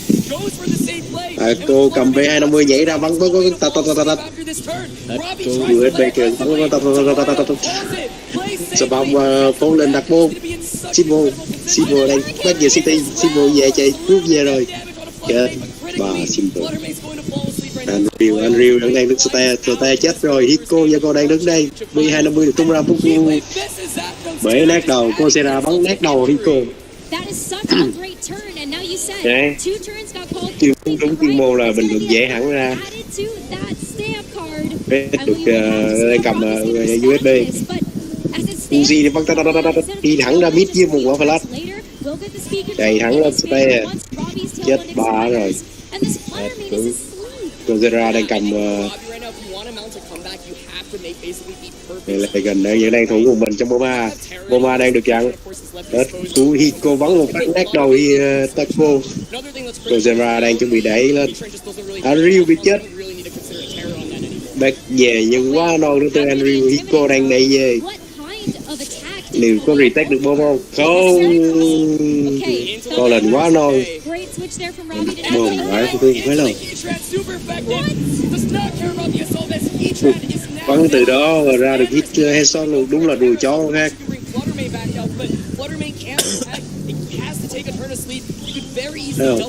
Mình sẽ đưa là dễ hẳn ra.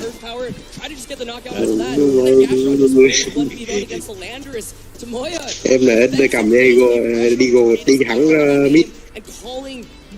Nhìn cho đây cầm đúng rồi. Từ đó nhìn cho đang đứng cái góc hơi dị. Gojira vẫn đang đi. Gojira một hit vào đâu. Đúng là highlight symbol. Hết cú.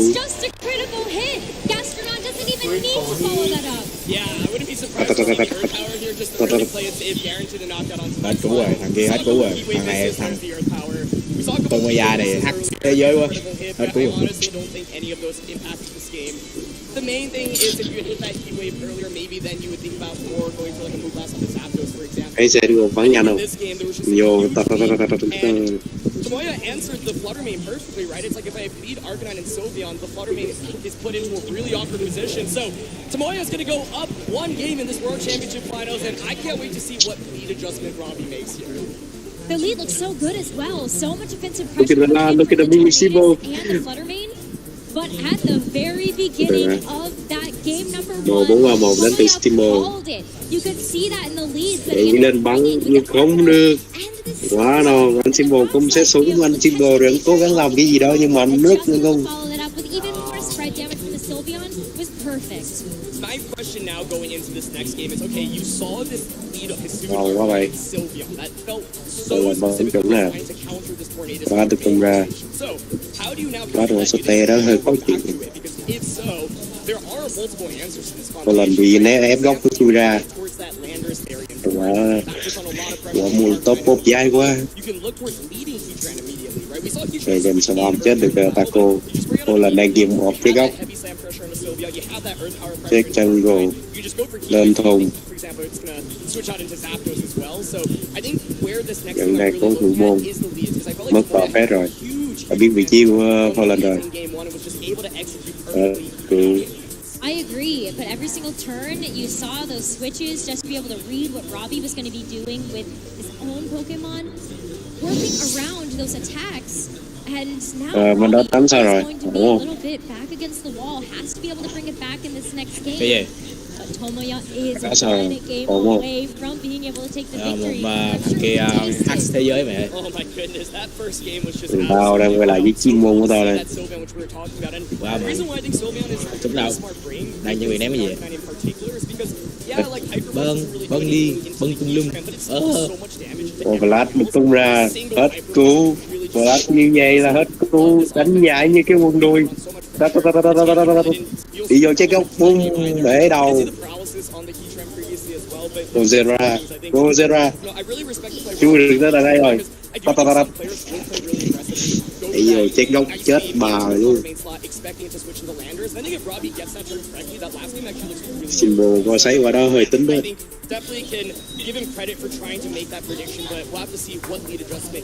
Symbol cầm 1 thủ B à. 3 thằng đang chui ra B. Pet đi ra đầu tiên với con quá cao mới để đâu. Còn lá được tung ra góc Ste. Mình tự mua mình. Đó, specifically. There is also the water Urshi, which tăng cơ đi vô. a lot of offensive pressure, but you really feel comfortable Hết doing that cứu. in Gastrodon. Không biết được Hiko, vị trí của Hiko. Giờ hai thằng lộ hết vị trí rồi, nhưng Timbo là bắn quả ác đầu Taco. Coursera, xếp súng. Coursera xếp súng thành công, lấy được thêm một súng nữa, đi về 10 cái đĩa. Nhưng không sao, Timbo đã lộng được khẩu hộp về rồi.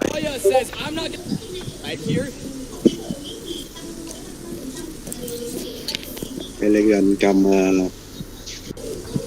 machine gun thủ đôn. Taco chết rồi, đúc tương thôi là chết, không dính được AK, hết súng kém chất lượng quá.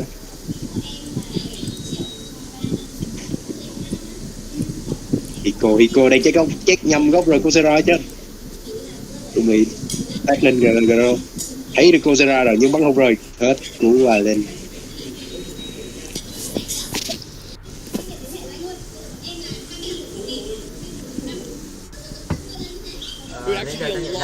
Đánh tốc độ cao quá, mình lực không kịp mẹ ơi.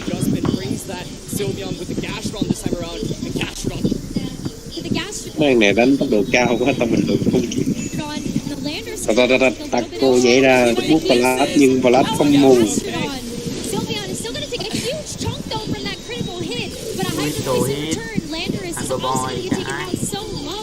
But there is that citrus berry coming in clutch for a little bit of that HP recovery. And see, Gastrodon going for the air power into the Heatran. No, Terra does not keep it super safe, and that is a low Heatran now. Khó dùng hơn So I think Robbie here learning from the previous game, he split his damage in this one, but it makes a lot of sense because in game 1 we saw the Sylveon pivot out into Zapdos and just soak up Combo Giang hack ghê vậy. guaranteed free damage on the both slots saying, hey, at least I know I am faster. Phải ốc không tâm, quyết cốt, hết cứu. Rồi có pha highlight xong ngủ luôn. Chúng ta mới thằng kia gầy. Không sao, đồng đội vẫn đang làm được. Và đã được lông ra, hết cứu rồi.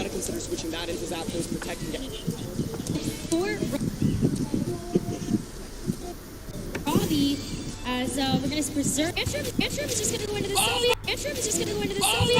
The survival is huge. Poison response, and Landorus is down for the count. 3 HP on this Sylveon. It gets so much damage. There's Earth Power on the Fluttermane. Oh, but Fluttermane does survive.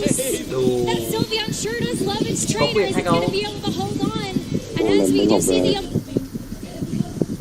Oh, but there's so much damage. That Sylveon, that's what I mean. Every single Hyper Voice puts in so much work.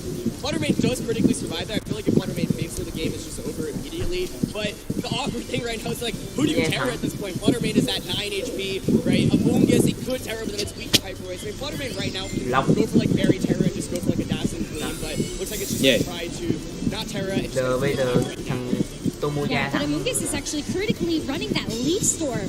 So a nice way to get Tomoya thắng á, tao thấy nó hack. Sylveon is just going to go down in this turn, but it has put it thằng Nhật á, thằng Nhật lại thắng nữa. Hay là có khi nào nó không hợp tác gì không ơi, có khi nào game pick nó hỗ trợ gì không á.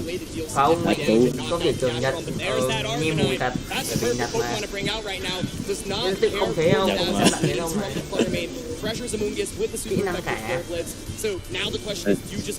Tại vì lỡ như cho xem hồ sơ của thằng Robert trước rồi sao?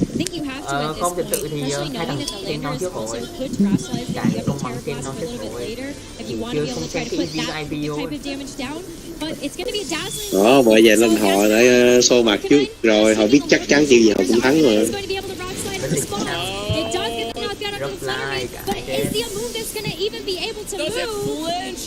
Sao mà nó muốn hết một tím rồi. Thì nó shiny. Doesn't get the knockout. It is different. That's a lot of damage. But Amoonguss is gonna use the spore into the Arcanine, putting it to sleep. Oh my goodness, this is so tense. One thing to note though is that Amoonguss does not have so unlike some traditional Amoonguss, you can't just consistently heal up. And so yeah, they're just coming back out into this battle, but Pokemon are just at such low HP right now. This is a nice position to be in though, because you do have the Heatran out. It could go for something like the Terra Blast to be able to pick up the Gastrodon. Arcanine is asleep, so there are a few turns that Robbie has bought himself to be able to get back into this game. Yeah, definitely. You're at least in a position where you can put on pressure on làm được việc không? Bây giờ là phải predict coi là con Gastrodon nó sẽ Ice Beam hay là nó up đầu rồi. Không cần predict đâu. Bởi vì phía trên nó I think nhanh you hơn have to mà. go for it though. Especially when Tomoya is in just a little bit of a better position heading into the later parts of this game, knowing that we do still have that final Pokemon to the back. Arcanine taking its mandatory turn and sleep. Rồi. It's gonna have to get through this. It comes out now. Arcanine Quay. Nó là hit quay. It should get a knockout here if it goes for Ice Beam. It's Amoonguss stacks down. It's a 3v1 now. Thôi, Amber cút rồi. Hỏi Lipstorm vào Arcanine. Để từ từ hít chân làm được. Thằng kia đúng rồi. Quăng hả? Quăng game rồi. Con này đánh nhìn quăng lắm nha. Thôi hết cứu rồi, hít chân về nhà làm sang trần lắc đít rồi. Hai thằng nhìn cày quá. That's 2 for 2 for Japan here at 2023 CB cũng ghê. Đóng thiên quan. Congratulations to Tomoya. What a phenomenally played set. That first game just perfectly played. And the second game, the adjustment to bring that cash instead. And to do it with Sylveon, bro. You and I were talking about, we're like, does Sylveon come out in this matchup? You are up against a Heatran, but Tomoya decides I'm going to bring it. I would not have bet on it to win a world championship this year. Tomoya, what he said was a very weird team, is going to claim the title with some masterful play. And you can see how happy he is. Giờ làm việc hay ngồi chơi rồi. Congratulations, Tomoya. Take a bow, sir. What a phenomenal team. Wow. The crowd is going absolutely wild. Có lần nào cũng có việc kịp đâu nên thôi ngồi chơi đi.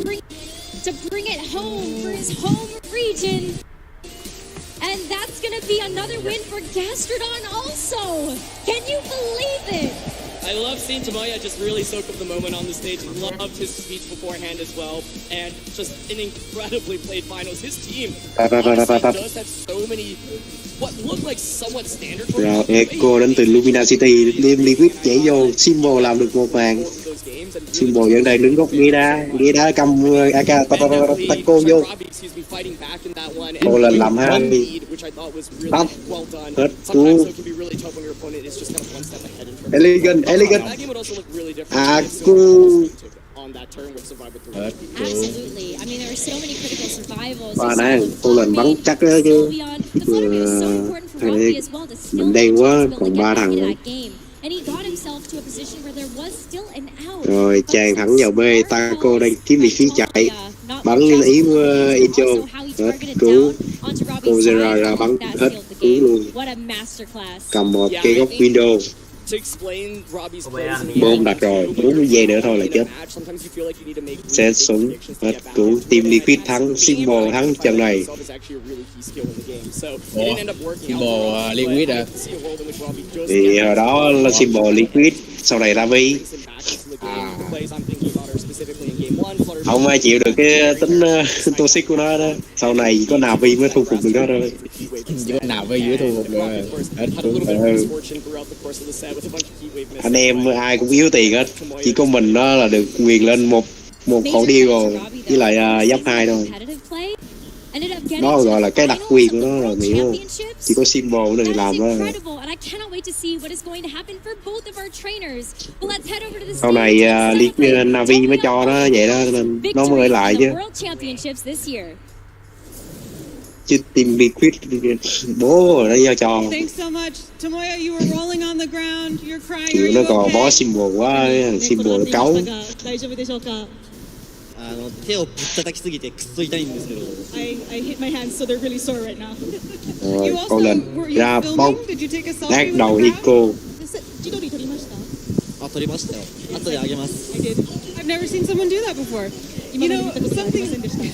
Rồi, check góc. The casters backstage said they thought that first game. Dạ, chưa biết vị trí nhưng mà đã lộ vị trí rồi. Ôi, không, nhìn cho bắn quá kinh. Ra cúc cái đầu. Con lần cầm góc. Và lát không dính được, sẽ xuống được rồi. Bắt được một bạn nhưng mất luôn cô. kia đánh quăng vải tự nhiên tưởng là kèo được rồi chứ hết cú.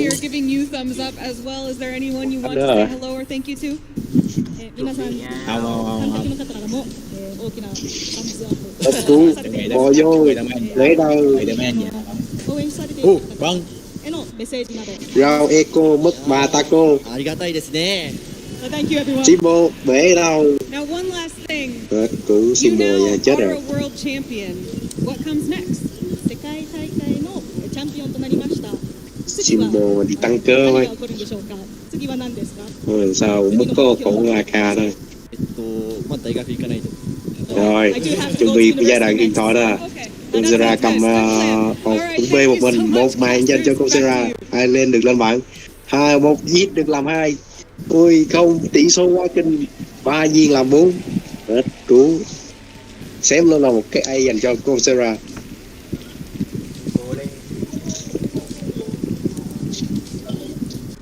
Đúng là thánh rùa khác. 3 viên làm 4 năng suất như vậy là hết cú. One more to go. It's going to be the Video Game Masters. 333 players came through this tournament, but rồi, khu này là anh em ra đây ngủ rồi. No introduction, but he gets one anyway. It's Scott Glaser. Anh em tập hợp ở B nhưng mà thằng kia là đem bông A. Cái gì? Anh em đi tập hợp ở B nhưng mà thằng kia là đem bông A. Không phải, ra đi. Pha đó người ta tưởng là Liquid thắng rồi nên mấy thằng cá vô Lumina City á kìa, chuẩn bị ra đi hết rồi. Ai ngờ nó là kèo. Simbo bóng chỉ đúng thắng một round thôi là ta ăn rồi, nhưng mà nó qua cái overtime kéo qua thằng Lumina City thắng luôn. Hết cú. Từ cái pha bắn lột thằng Thánh nó bắn 3 làm 4 đó. Phô lên làm 2 phô lên.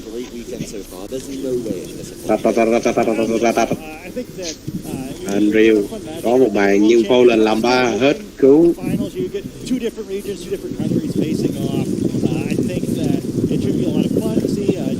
Rồi bắt đầu giai đoạn khủng hoảng của anh Simbo rồi. Hết cứu. That was the theme yesterday when we got into the bracket, running down between the two. Europe versus Japan matchups. So there's a few where each region has to take on each other. Có gì nữa đâu mà làm. I think there's some of the most bắt suốt nào hay suốt đó thôi. Basically a brand new trainer first year. Trận này không có gì để mình đợi nữa. Intro không bắn được. Hết cứu cặp có Digo về. Cái skin đẹp bay. Muốn phải mua cái mới được. To see him up on this final stage. Yeah, I'm really excited to see how Shohei does here. I think he's been someone who enjoyed watching. Skin trong này có tăng đau không? Hả? Skin trong này có tăng đau không? Tất nhiên là có rồi. Mày không thấy ông pha này hả? Coursera cầm cái skin bắn 3 viên làm được 4 mạng đó. Nghe không?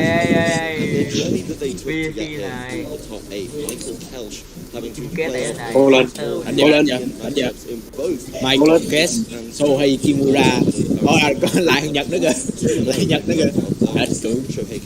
Đúng là mấy game Nhật có khác, toàn người Nhật chơi. Đúng game Nhật. Chứ cho mấy thằng Việt chơi à? Mẹ Việt không cửa, mẹ Việt vô phát bị đá luôn. Việt làm trễ giờ ăn cơm, làm trễ giờ ăn cơm thì người ta để ý gì hết cứu. Nhưng mà pha đó người ta thua là do nó ỷ sân nhà, nó không cho tao ăn thôi. Tao đói, tao mệt, tao không đánh được. Nó ỷ sân nhà, nó ăn không vô địch. Nó ỷ sân nhà, nó ăn. Rồi nó ỷ sân nhà, nó ăn, nó mạnh, nó đánh được tao thì hết cứu. Rồi chuẩn bị đúng video City. Coursera lại đứng cốc này. Chết bà rồi.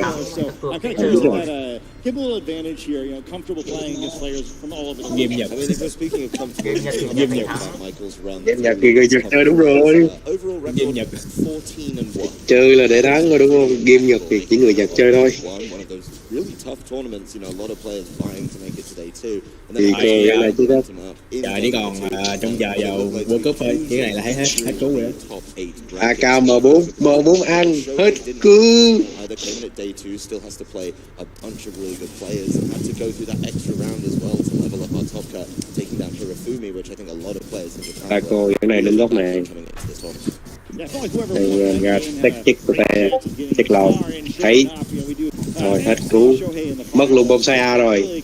Thì cô về bắt không kịp, symbol cũng không về kịp luôn. Quan team symbol ấy cầm gì ấy. Không để ý, nó không có cầm cái throw spray đâu, cầm cái gì á. Đừng chơi spec hay gì á.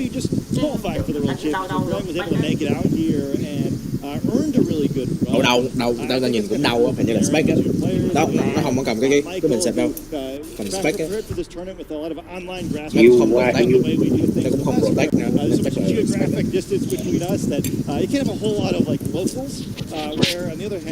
Nó đi ra làm nhạc tiếp rồi. Kind of all grouping up and competing in person, so sort of fun. I think there's like great champions of both sides, with one Western player against one Japanese player, kind of showing the best of both different ways to prepare for this tournament. Well, Michael as well, coming in, only starting play in December, I believe. Đúng quá cãi không được. Has played some other kind of online formats, is very familiar with Pokemon, but adapting that skill set and being able to bring that to the VGC format, really impressive to do that in such a short amount of time. Chuẩn bị có clip Sylveon has just won a tournament. Get a Worlds invite and convert it to a finalist appearance. That is incredible. Shohei, I know, has been around a little bit longer and really worked through things on those big stages, but we've been talking about them enough.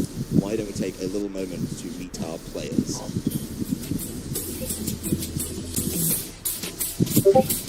Ăn ba tô cơm. Thêm mày.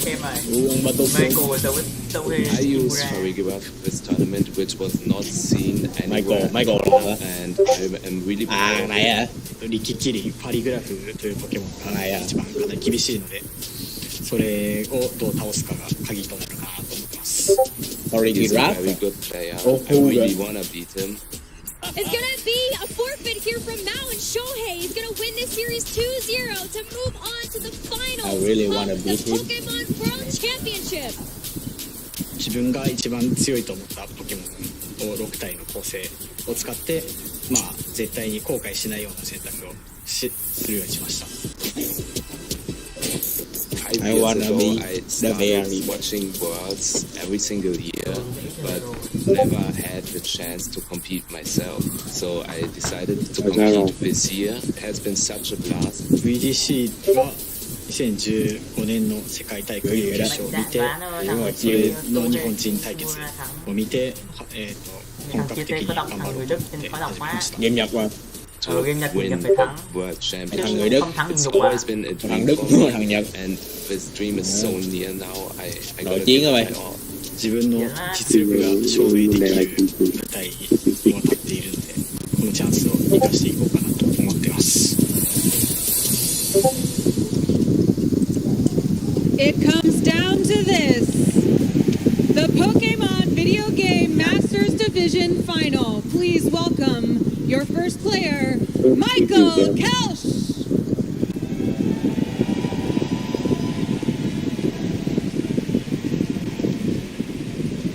Michael what? Michael Kelsch.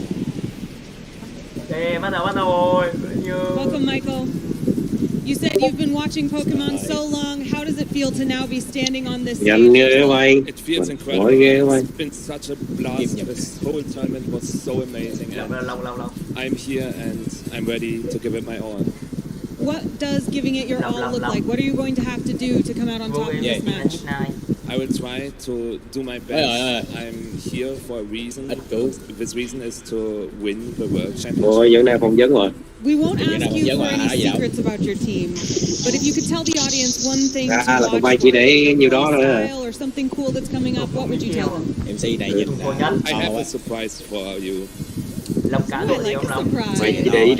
All right, anything else you want to say to anyone watching? Thanks for everyone who cheered for me so far. I will try my best. Mày nói gì chứ xã? All right, very good. Thank you so much. Now let's bring out your opponent. Everyone, please welcome Shohei Kimura. Shohei Kimura.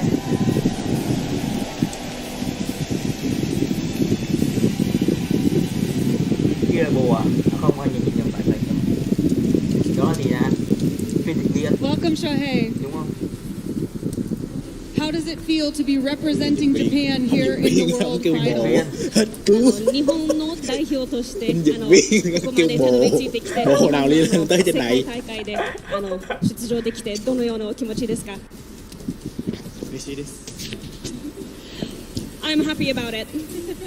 Good. I'm glad you're happy about it. About your play, are you happy about that too? Are you feeling very confident?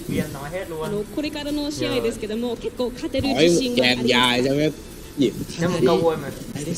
I'm really happy with Swedish. I don't really have any confidence at all. Oh, no confidence at all. Well, what will you have to do in order to become confident and win this match? これからの試合に自信がつけるようにどういうこれからの自信これからの試合において自信がちゃんとつけるようにどういう風な相手からのポケモンだったり技だったりを見て自信がやっとついたと思えるようになりますか？ Ice cream crash. Okay. Is there anything else that the audience should watch for while you play? でぜひ皆さんに注目してほしい、自分のチームのアピールポイントっていうのがあったら何でしょうか？総合力。総合力。Yeah, just sheer power. All right, last thing. Anything you want to say to the audience or anyone you want to thank? 今見ている人々の中で特にご挨拶とか感謝の気持ちを伝えたいご家族とか。Nói đi không hiểu luôn. Bật nhanh đấy. Mỹ trắng. Mỹ đâu thế? Mày đâu viên mà mày vẫn vậy. Nói gì không hiểu. Ô, con Mỹ, ôi. I want to say a shout out to my niece. Vậy là Very nice. có chơi Thank rồi you so much. đi We're chơi very much TV. looking forward to watching you both play. So let's get to that right now. Casters, back to you. What a fantastic pair of finalists we have. It's definitely two different approaches. I'm pretty excited for this surprise. I hope we get to see it. And I definitely think that Shohei is playing a little bit coy there, maybe trying to keep things a little bit calmer going into this finals. Yeah, I think so too.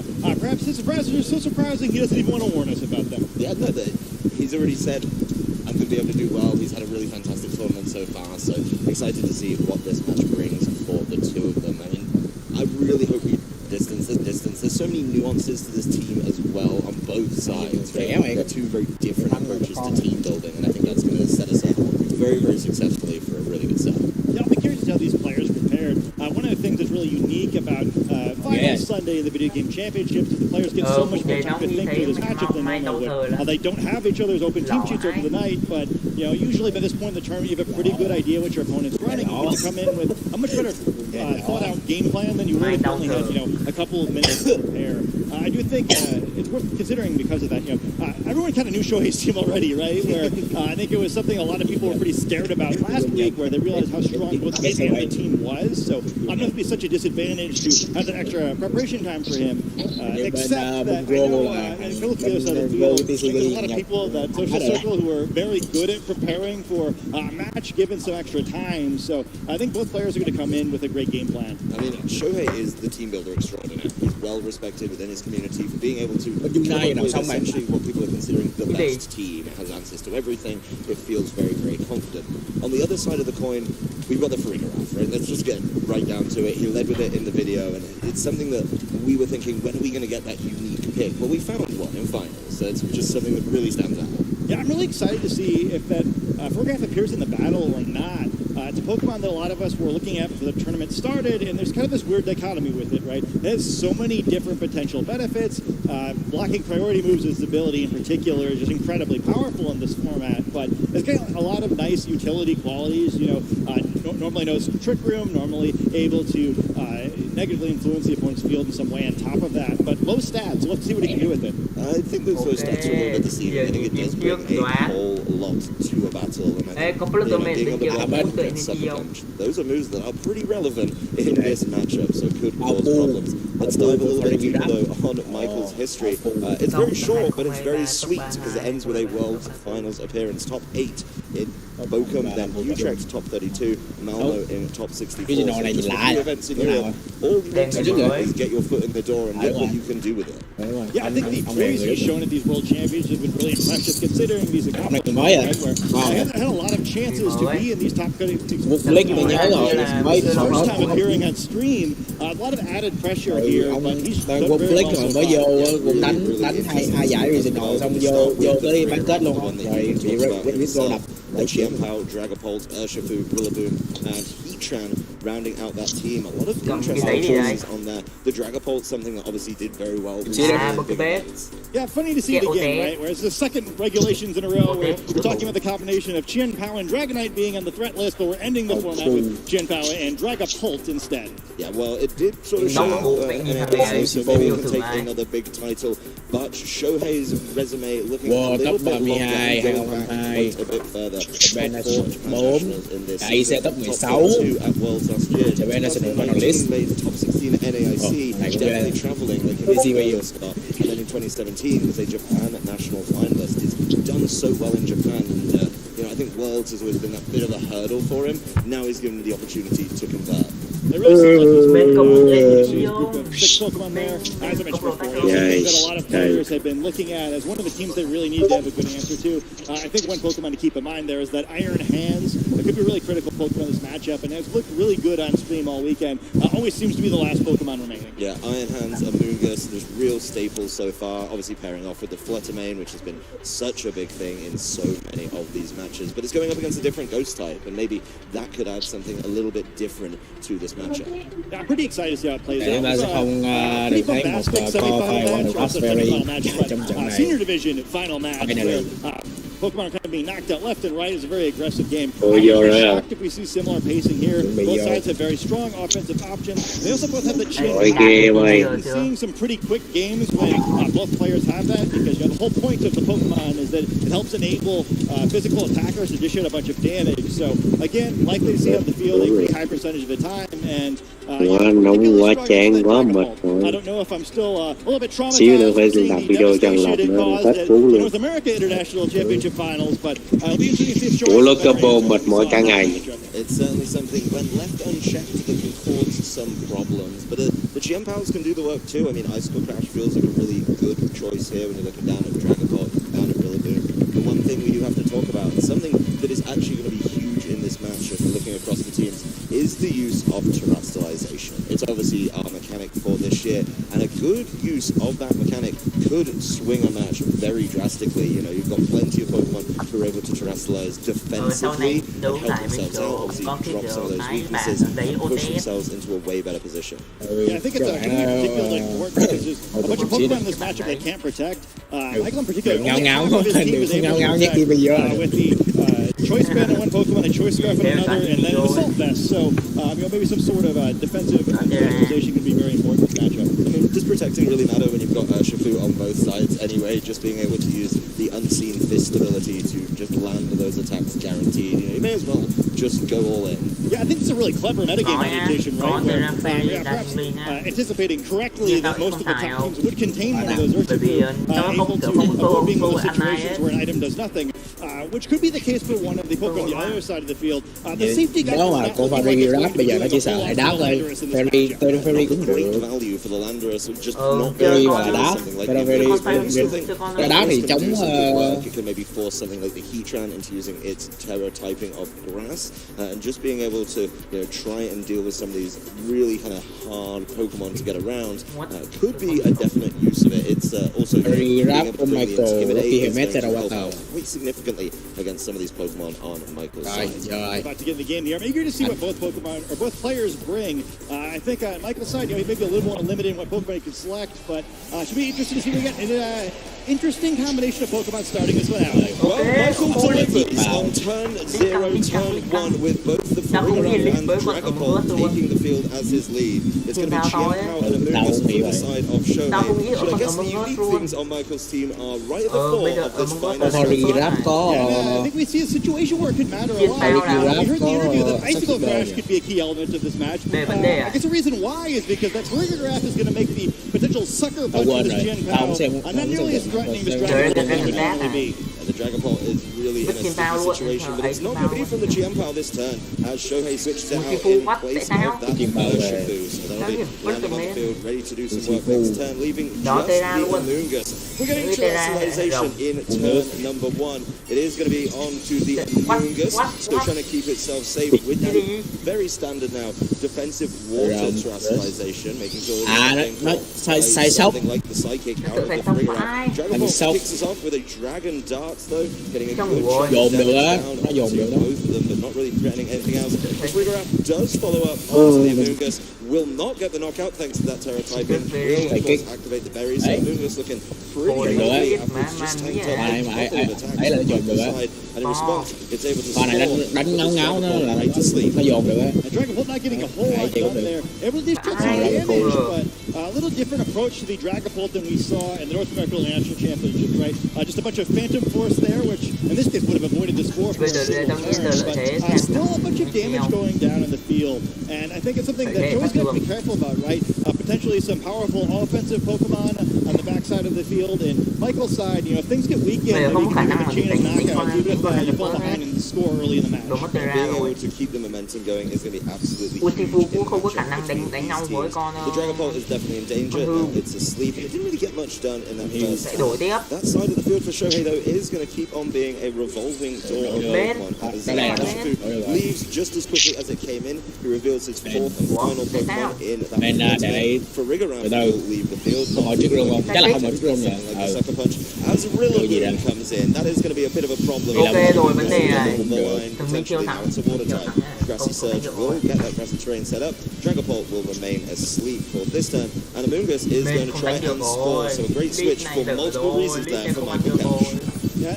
A great switch on the Fluttermane as well. Sort of a strange situation here. That Dragapult, as we see with most Dragapult, is holding the choice band right now. So not going to be able to avoid staying locked into a Dragon type attack against the Fluttermane. But what the fun part of that move is it won't target a Pokemon that's immune to it. So, the Amoonguss perhaps looking a little scared facing down both Rillaboom and a Dragapult that now could potentially wake up. It's a little unfair to the Amoonguss. It's doing so much work trying to set the board up for Shohei to sweep through. But in exchange, it's going to get 2 Dragon Darts if this Dragapult wakes up. To keep that in mind, he's just protecting it this turn. Doesn't want the Dragapult to wake up and get the knockout, as it will remain asleep. So this is going to be a good old turn for the Fluttermane as it fires off the Dazzling Gleam. Dragapult definitely not able to take that one. And it's going to be our first knockout here in the Masters Finals. Rillaboom, though, will Woodhammer targeting correctly in the Fluttermane, and a critical hit takes down the Fluttermane, so doesn't fall for the protect on that Amoonguss, and it's 3-3 already. Rillaboom taking a good amount of recoil, making sure it gets to activate a berry as well. Bây giờ vấn đề là nó mang bên này nó mang ông Michael mang hit train hay là chiến bào là xong rồi.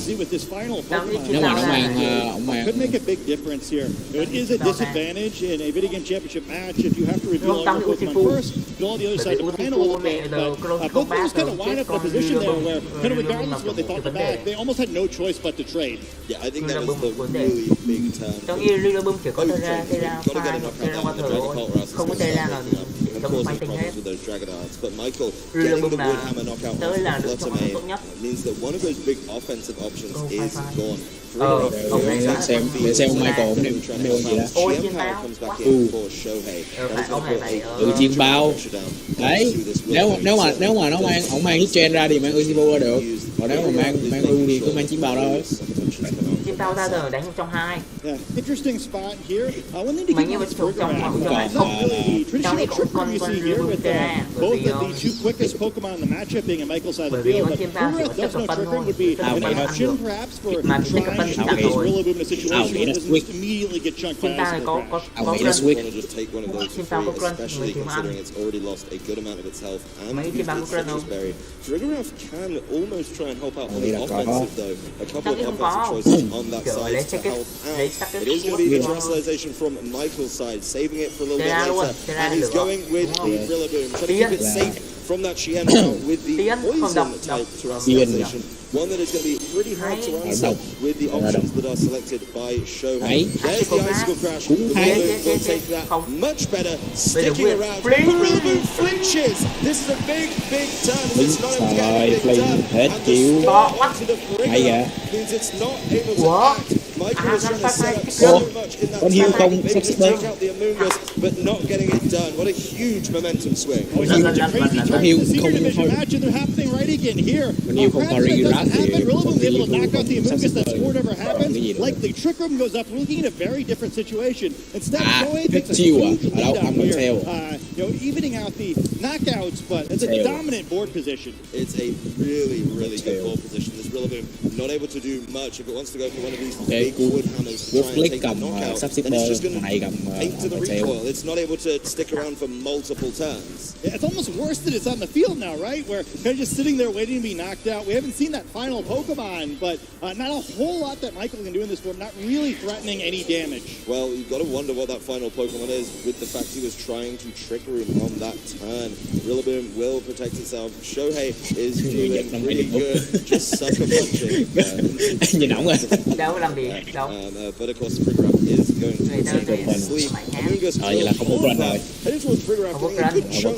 This is once again battle-ready Amoonguss that we've been seeing all weekend.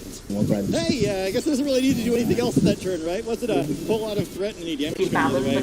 It's a little cheeky to see the sucker punch there with the but as it turned out, it really didn't matter too much what the Chien Pao did there. Phía sau có thể là ít train. Phía sau có thể là ít train. Extra damage down. Rillaboom really not feeling this end game board position with a low amount of health. We do get to see Michael's fourth and final Pokemon is another one of those Chien Pao. Yeah, I wondered if it might be a train away from the position, but we'll have to see if the Chien Pao can do anything, but it's the opposing Chien Pao whiffing the Icicle Crash. Rigorough also wakes up and is firing off a dazzling gleam, so getting the Chien Pao to below half. Amoonguss will fire back with a Pollen Puff, but it's not enough for the knockout on Rigorough, even with a critical hit. It is dangerous low, and it is going to be easy to pick up. Does get to try and recover at least a little bit with this rain, as it does disappear but the Chien Pao on the board, certainly an interesting one. Well, watch these two Chien Pao. There's a bunch to keep in mind of his turn. Critical that Icicle Crash missed, keeping the Focus Sash of Michael's Chien Pao intact. But one key difference between these two Pokemon is that Chien Pao does not know the Sacred Sword move. Usually it would be a big deal for trying to pick up the knockout on the other side. Because that Chien Pao's been weakened by that surprisingly devastating Dazzling Gleam, maybe it'll still have enough damage to knock it out. Critical turn here. Rigorough doing some of the heavy lifting in that previous turn with Dazzling Gleam, so being able to get a good amount of damage down on Chien Pao, obviously break the sash and make it way easier to pick up its future. Keep in mind Amoonguss as well, looking much better in the field now. That's that Rillaboom, but no Rage Rider coming in here. Well, there's the Icicle Crash. Chien Pao will respond with an Icicle Crash. It hits this time into the Rigorough, so not able to follow up with one of those Dazzling Gleams, and Amoonguss left alone to cause problems once again, landing a Spore into that Chien Pao.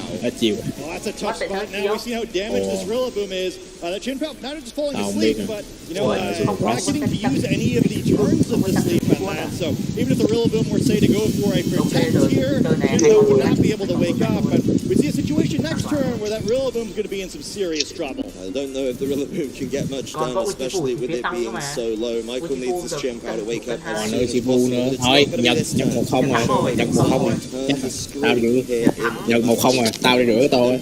If Rillaboom even wants to try and go for a Wood Hammer, getting rid of Amoonguss would be great, but is it worth it when it's one of your last two Pokemon? Chien Pao starting off though with a Sacred Sword, that is down to the sash. It's already looking pretty dicey. This could be one of the final turns in Game 1. Obviously, has to take that turn of sleep, didn't act out for the score. Rillaboom though will just go for it with the wood hammer, does get the knockout onto Chien Pao, so does start to level things up a little bit, but it's so weak after that recoil does hit. Amoonguss will double up onto the Chien Pao. You're in for a penny, you're in for a pound, you may as well get that knocked out just to make sure it doesn't wake up and cause problems. Hey, Amoonguss not the most offensively threatening Pokemon in the game, but when you only have one hit point after activating a Focus Sash, even Amoonguss can easily pick up that knockout. Amoonguss picking up knockouts here in the Masters Finals, something that's been a bit of a theme and something I'm very happy to see. It is a 2v1 situation though, and Rillaboom, it's got some grassy terrain healing, but it's not really healed enough to put it in a great position as Urshifu takes the field. Not that you can sit and protect and try and heal. I imagine Urshifu's just going to tidy this one up in the following turn. If not, giving the benefit over to the Amoonguss. Amoonguss taking a turn off fighting this one. Gone pacifist for a little bit, making sure it draws away any attacks. One surging strike to bring it down to 2. The second one will get the fourth and final knockout of the game. Shohei Kimura up 1-0 here in the Masters Finals. In the end, it feels like a dominant first game, but I think there's kind of a lot to go back and think about with that one, right? There was that one really crazy turn where it seemed like the game could have gone either way, so I don't think either side's going to be too shaken up going into the second game. No. I think Michael's going to be able to take a beat, maybe understand where that game got away from him a little bit. Đây là con bao của ông Michael nó mang run chứ sức cực quanh á, không có sức lực tốt đâu. Really interesting lead from Michael getting both the Trigger and the Dragon Ball out, showing the depth of his team. A huge translation, honestly, from the Amoonguss. But then the Dragon Ball goes right to sleep. Not getting that Amoonguss knocked out was a problem. Con kia nó kháng run với Icicle Grass rồi, giờ mình cứ lick Icicle Grass thôi, mình không mang sức lực tốt thì chịu. Out, and then this Rillaboom taking the Icicle Crash here, but flinching, unable to act, would have dealt with that Amoonguss, which caused so many problems in the end game. Feeling pretty good about this one. Shohei getting cheeky with the Sucker Punch. Does miss an Icicle Crash. Choreograph does wake up, but it's just not able to do enough here. The Dazzling Gleam could be big though, bringing that Chien Pao under half, something to bear in mind. Icicle Crash doesn't get the flinch where she's looking for, and then Shohei's able to really start to tidy this one up. Yeah, I guess that Amoonguss is really the key thing to look at going into game 2 here, right? Where it's just so devastating to the team if Rillaboom isn't able to take care of it. Ironically, given that normally Amoonguss's matchup into Rillaboom is very positive as a Pokemon that normally double resists grass type attacks. Well, I think you have to bring the Rillaboom again after that game. You've seen the defensive chiến bào của Michael chơi ban. The Amoonguss, and you need the Rillaboom to deal with that very early on. And looking at Michael to see if he's got something to maybe force that Amoonguss out way earlier. Yeah, I think that's going to be key. And I think, as you mentioned in the pregame, right, I think the way both trainers use their translation is going to be really important here. Rillaboom really didn't get to do anything after a Rồi cầm chơi bên, cầm focus sát đi. I think another thing I would watch here as well is kind of just keeping in mind the very beginning of the game. Dragon Ball didn't do a whole lot. I think I don't know if that was a surprise. I mean, the flinch was surprising, but I can't imagine that's what Michael had in mind. So I'm kind of curious to see what he has in his sleeve. Maybe he's got a little different plan for game 2. I mean, he got one Dragon Darts done and then got the Sleep Band.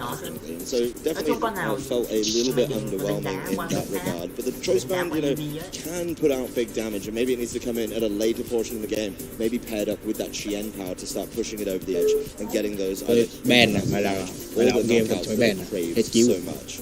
Yeah, I was a little curious too. I kind of thought Iron Hands was going to be a key Pokemon in this matchup, but I think that's one thing that's going to make the remaining 2 games giải này nó cũng có cho cái team over team seed luôn, nó cho mình coi luôn nhờ mấy giải nhỏ rồi.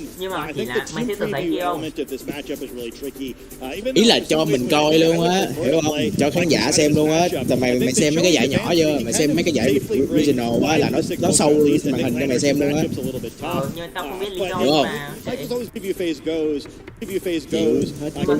Xem mấy giải nhỏ nó sâu màn hình xem luôn, sao này world mà nó không sâu. It's certainly going to be a big decision to make. If you're Michael, you've got to win this game to stay in this match. You've got to go forcing it to game number 3, and maybe making an adjustment is going to be exactly what he needs to do. I think Shohei's got a little bit of wiggle room. Of course, he's got the breathing room of winning game number 1. But I don't think there's much deviation that he needs, and Commander's probably stays at home. Honestly, the Iron Hands is something that could come in to shore up a matchup if you're expecting a mix-up from Michael. Yeah, I'm going to say, too, we're a little suspicious that Frigoraf, I thought it was a key player in that matchup, right? Did a bunch of damage, survived some attacks, kind of helped force that terrestrialization for the Amoongus. I'm curious we'll see it again in Game 2. It really could have done a whole lot more, but then getting caught with that spore. Lấy cái gì đó làm đại đi. For Shohei, and it's going to be a mix-up for Michael. We're already seeing a brand new Pokemon. He's got to do something different here in game number 2. He's bought the Dragapult once again. This time Urshifu, and it's going to be the same Chiempao and Amoongus for Shohei. Sort of a sneaky position on either side here, where a lot of things can happen. Like, both trainers really going to need to think hard about this one. Amoongus' rage powder could be a key factor in this turn, but Chiempao's got to be a little bit careful otherwise, where the Urshifu could break the Focus Sash, potentially the Surging Strikes. On the other side of the field, currently there's no Frigger out. A lot of a Sucker Punch is significant, but it could be in the back, so do you risk clicking it? It's certainly a dicey one, but if you can get an advantage here, it could really be accelerating yourself towards a world championship. Chiempao once again leaves the field, just comes in, checks out what's going on, and bounces out once again for the Urshifu. Looking pretty similar from Shohei in the beginning of this game. We're getting the turn 1 terrestrialization, and it's going to be the Dragapult this time, so making sure it gets to boost up some of those very threatening attacks with the Ghost-type Terror. That is going to make or Terror Blast pretty terrifying. Urshifu starting off with the Surging Strikes into the Amoongus, just getting down a little bit of damage. It's not going to be super effective, but I think any damage is going to be exactly what he wants onto this Amoongus. Dragapult will be moving next, and it's given the opportunity to see what it can do. It is Terror Blast being locked in. It is heading towards the Amoongus. It was such a problem in game number 1, and Amoongus able to take that. It's able to eat its berry. It's all in from Michael on that turn. He wants to get rid of the Amoongus, but he's just not able to as it fires back with a Spore onto the Dragapult. And now it's the second game in a row where that Dragapult can't make it through a single turn without falling asleep. And Amoongus critically healing up there. With that Citrus Berry, I think it's just enough health where it should fairly comfortably survive another Surging Strike. So, a bunch of damage taken, but no real harm done yet for Shohei's side of the field. And Shohei did nó cầm kính rồi đó. Nó cầm kính đó. Tôi nhớ set ông này là đeo kính Thon trước khi xoay Alpha Jet, không có Solo Combat đâu. Tôi nhớ là really vulnerable. Tôi nhớ set ông rồi. And I think an important thing to keep in mind too is Amoongus is the Pokemon with damage, right? Amoongus, if it switches out of battle using that regenerator ability, heals HP, so that damage may not even stick. Dạ là hết cứu, hoặc là ông nghĩ là ông đủ đam để beat nó. So it is still a key player. Urshifu will Surging Strikes the opposing Urshifu, just trying to get some damage down. Đấy, giờ ông lại Surging Strike và có Urshifu. I'm curious as to what the Amoongus is targeting, but not very effective hits. Như pha này là big problem here. Combat là chịu đam. Critical hits, not enough to threatening knockouts. As Urshifu Surging Strikes will land into Frigoraf, they're going to do a whole lot more in this one. But activate the Rocky Helmet here. That's a lot of damage going back towards that Urshifu. That looks like the poke damage of that Surging Strike. That could be such a big deal in the Urshifu, but hey, all of a sudden it's looking pretty worn down. And we see Frigoraf has another one in its bag of tricks. Oh, well, the Spore heading towards the Urshifu this time. Shohei is giờ là tao nhớ là ông set ông nào rồi. Không có Thon sleeping. Michael out of this game. Frigoraf making life a little bit harder for that Urshifu. Yeah, sort of an awkward situation now where if you try to attack the Frigoraf, the Urshifu, then that's going to come at a cost. Yeah, it's going to be a really tough one. Rocky Helmet is going to add up. I mean, it's 3 hits. He got way more than he bargained for in that turn. Taking so much recoil damage just off that fantastic item choice. Still, it's a really tough spot on Michael's side of the field. The two premier physically attacking Pokemon in his team now are both taking a snooze, and neither of them so they're both going to have to sit in the field for at least one turn before they have a chance of waking up. Well, Lucas has done a lot in this game, and is being switched out in the Urshifu will just remain asleep. It's still at full health, but it is definitely Urshifu will Surging Strikes once again into make that trade, right? It's going to make sure the Frigoraf down. There's not going to be like a Trick Room or a Dazzling Gleam coming back in that way, but Rocky Helmet certainly adds up onto the side of Urshifu as it's a straight trade in that one. I love the move, though. I mean, we're getting very close to a sweep from Team Japan here. We have 2 sleeping Pokemon and 1 unrevealed Pokemon left on Michael's side of the field. Whatever that Pokemon is, it's going to have to do a lot to send us. It's also going to have to work through this Amoonguss, which is back and looking healthier than ever. It's going up against the Chien-Pao, which is not going to appreciate the presence of that Fluttermane right now. Maybe forced to try and work around that one a little bit more. Urshifu staying asleep. That Urshifu probably needs to wake up and get involved soon. Oh yeah, really soon. And it can't have this turn, right? This Amoonguss is a fantastic spot now where it switched into battle. It got that healing from a generator. We haven't seen the terrestrialization committed on that side of the field yet, so you know, a Rage Powder could look pretty devastating here. Fluttermane can have to start like wailing away with dazzling gleams against a lot of Pokemon that aren't going to take those very well. Phải thon đâu. Set khác á, tôi nhớ lộn set á. Sao không bao ba? Wow. Needs to try and find some of those knockouts, maybe make some big calls, some big reads. We are going to get into the terrestrialization from Shohei's side, though, as once again, he is going to be keeping that Amoonguss very, very safe by making it a water type. Let's see what Michael can do in this one. Hoặc là ông đánh lỗi. Đánh lỗi chỉ có thể đánh lỗi thôi. Lâu tao đánh tao cũng nghĩ là sẽ bị try đau hơn nữa còn mất thật. Really nasty sent its way. Amoonguss will be redirecting attention with that Rage Powder. Urshifu remaining asleep. And I don't think Urshifu's going to appreciate what's coming next from the Fluttermane. It is, of course, the Dazzling Gleam into the protect of the Chien-Pao. And there, the Urshifu is not loving it. An easy knockout for Shohei Kimura in this one. Let's see how much the Chien-Pao can fight back in the following turn and just protect it. I don't know if it has a good answer to the side of this Amoonguss and the Fluttermane. Things are looking dire. Dragon Ball switched up before it took a turn of sleep, so it's not going to wake up this turn. Chien-Pao just committed to protect. And I guess you go for a double here and just hope something crazy happens. But Fluttermane is going to keep using that Dazzling Gleam, and I just don't see a way out. I think we're about to see Japan take all 3 of the video game championship tournaments. Chien-Pao's got to do something huge. You've got to buy a ticket to win the raffle, and it's the only thing that will be potentially moving. It is dropped down to its focus sash thanks to that Dazzling Gleam from the side of the Fluttermane. It's got 1 turn to make an impact. It will crunch. It goes into the Amoonguss. It doesn't get any secondary effects. So Pollenpuff will take out the Chien-Pao, and all Michael Kelsch has remaining in this matchup is a sleeping Dragapult. That Dragapult is in a very nasty situation as Shohei still has 3 Pokemon remaining. Michael throws in the towel, and Shohei Kimura will be your 2023 Pokemon World Champion. Mấy trận ghi đánh căng luôn chứ gì đánh ảo mau vậy. Dạ phải. Dạ phải. Dạ tiếp thảo.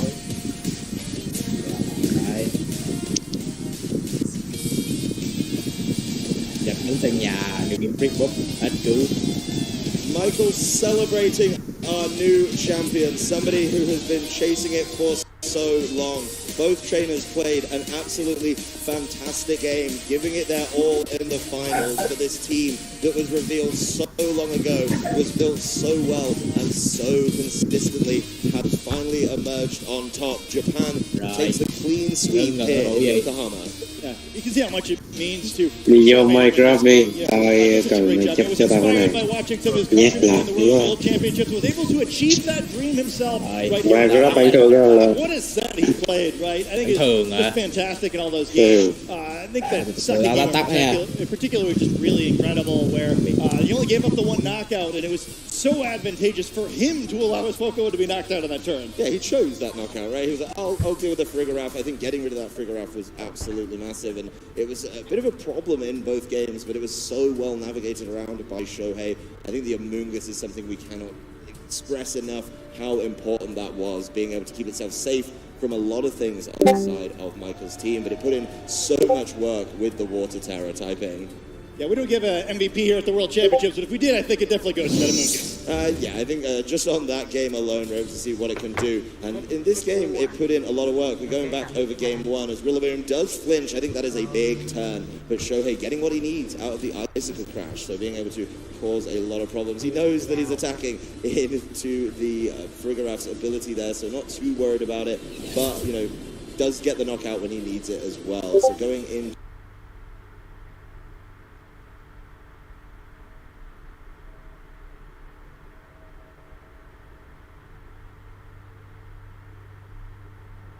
game number 2. Shohei has a pretty solid lead. He's got to be feeling good about that one.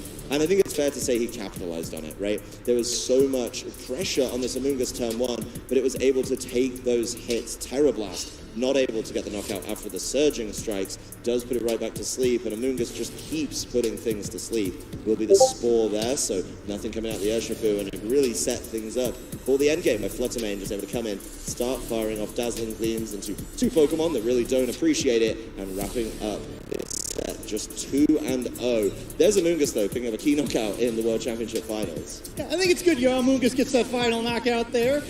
Does such a good job throughout the course of that matchup, keeping Shohei in a dominant board position. It was really well played by both trainers throughout the set. Obviously, fantastic achievement to make it here, but Shohei finally getting over that hurdle of a big performance at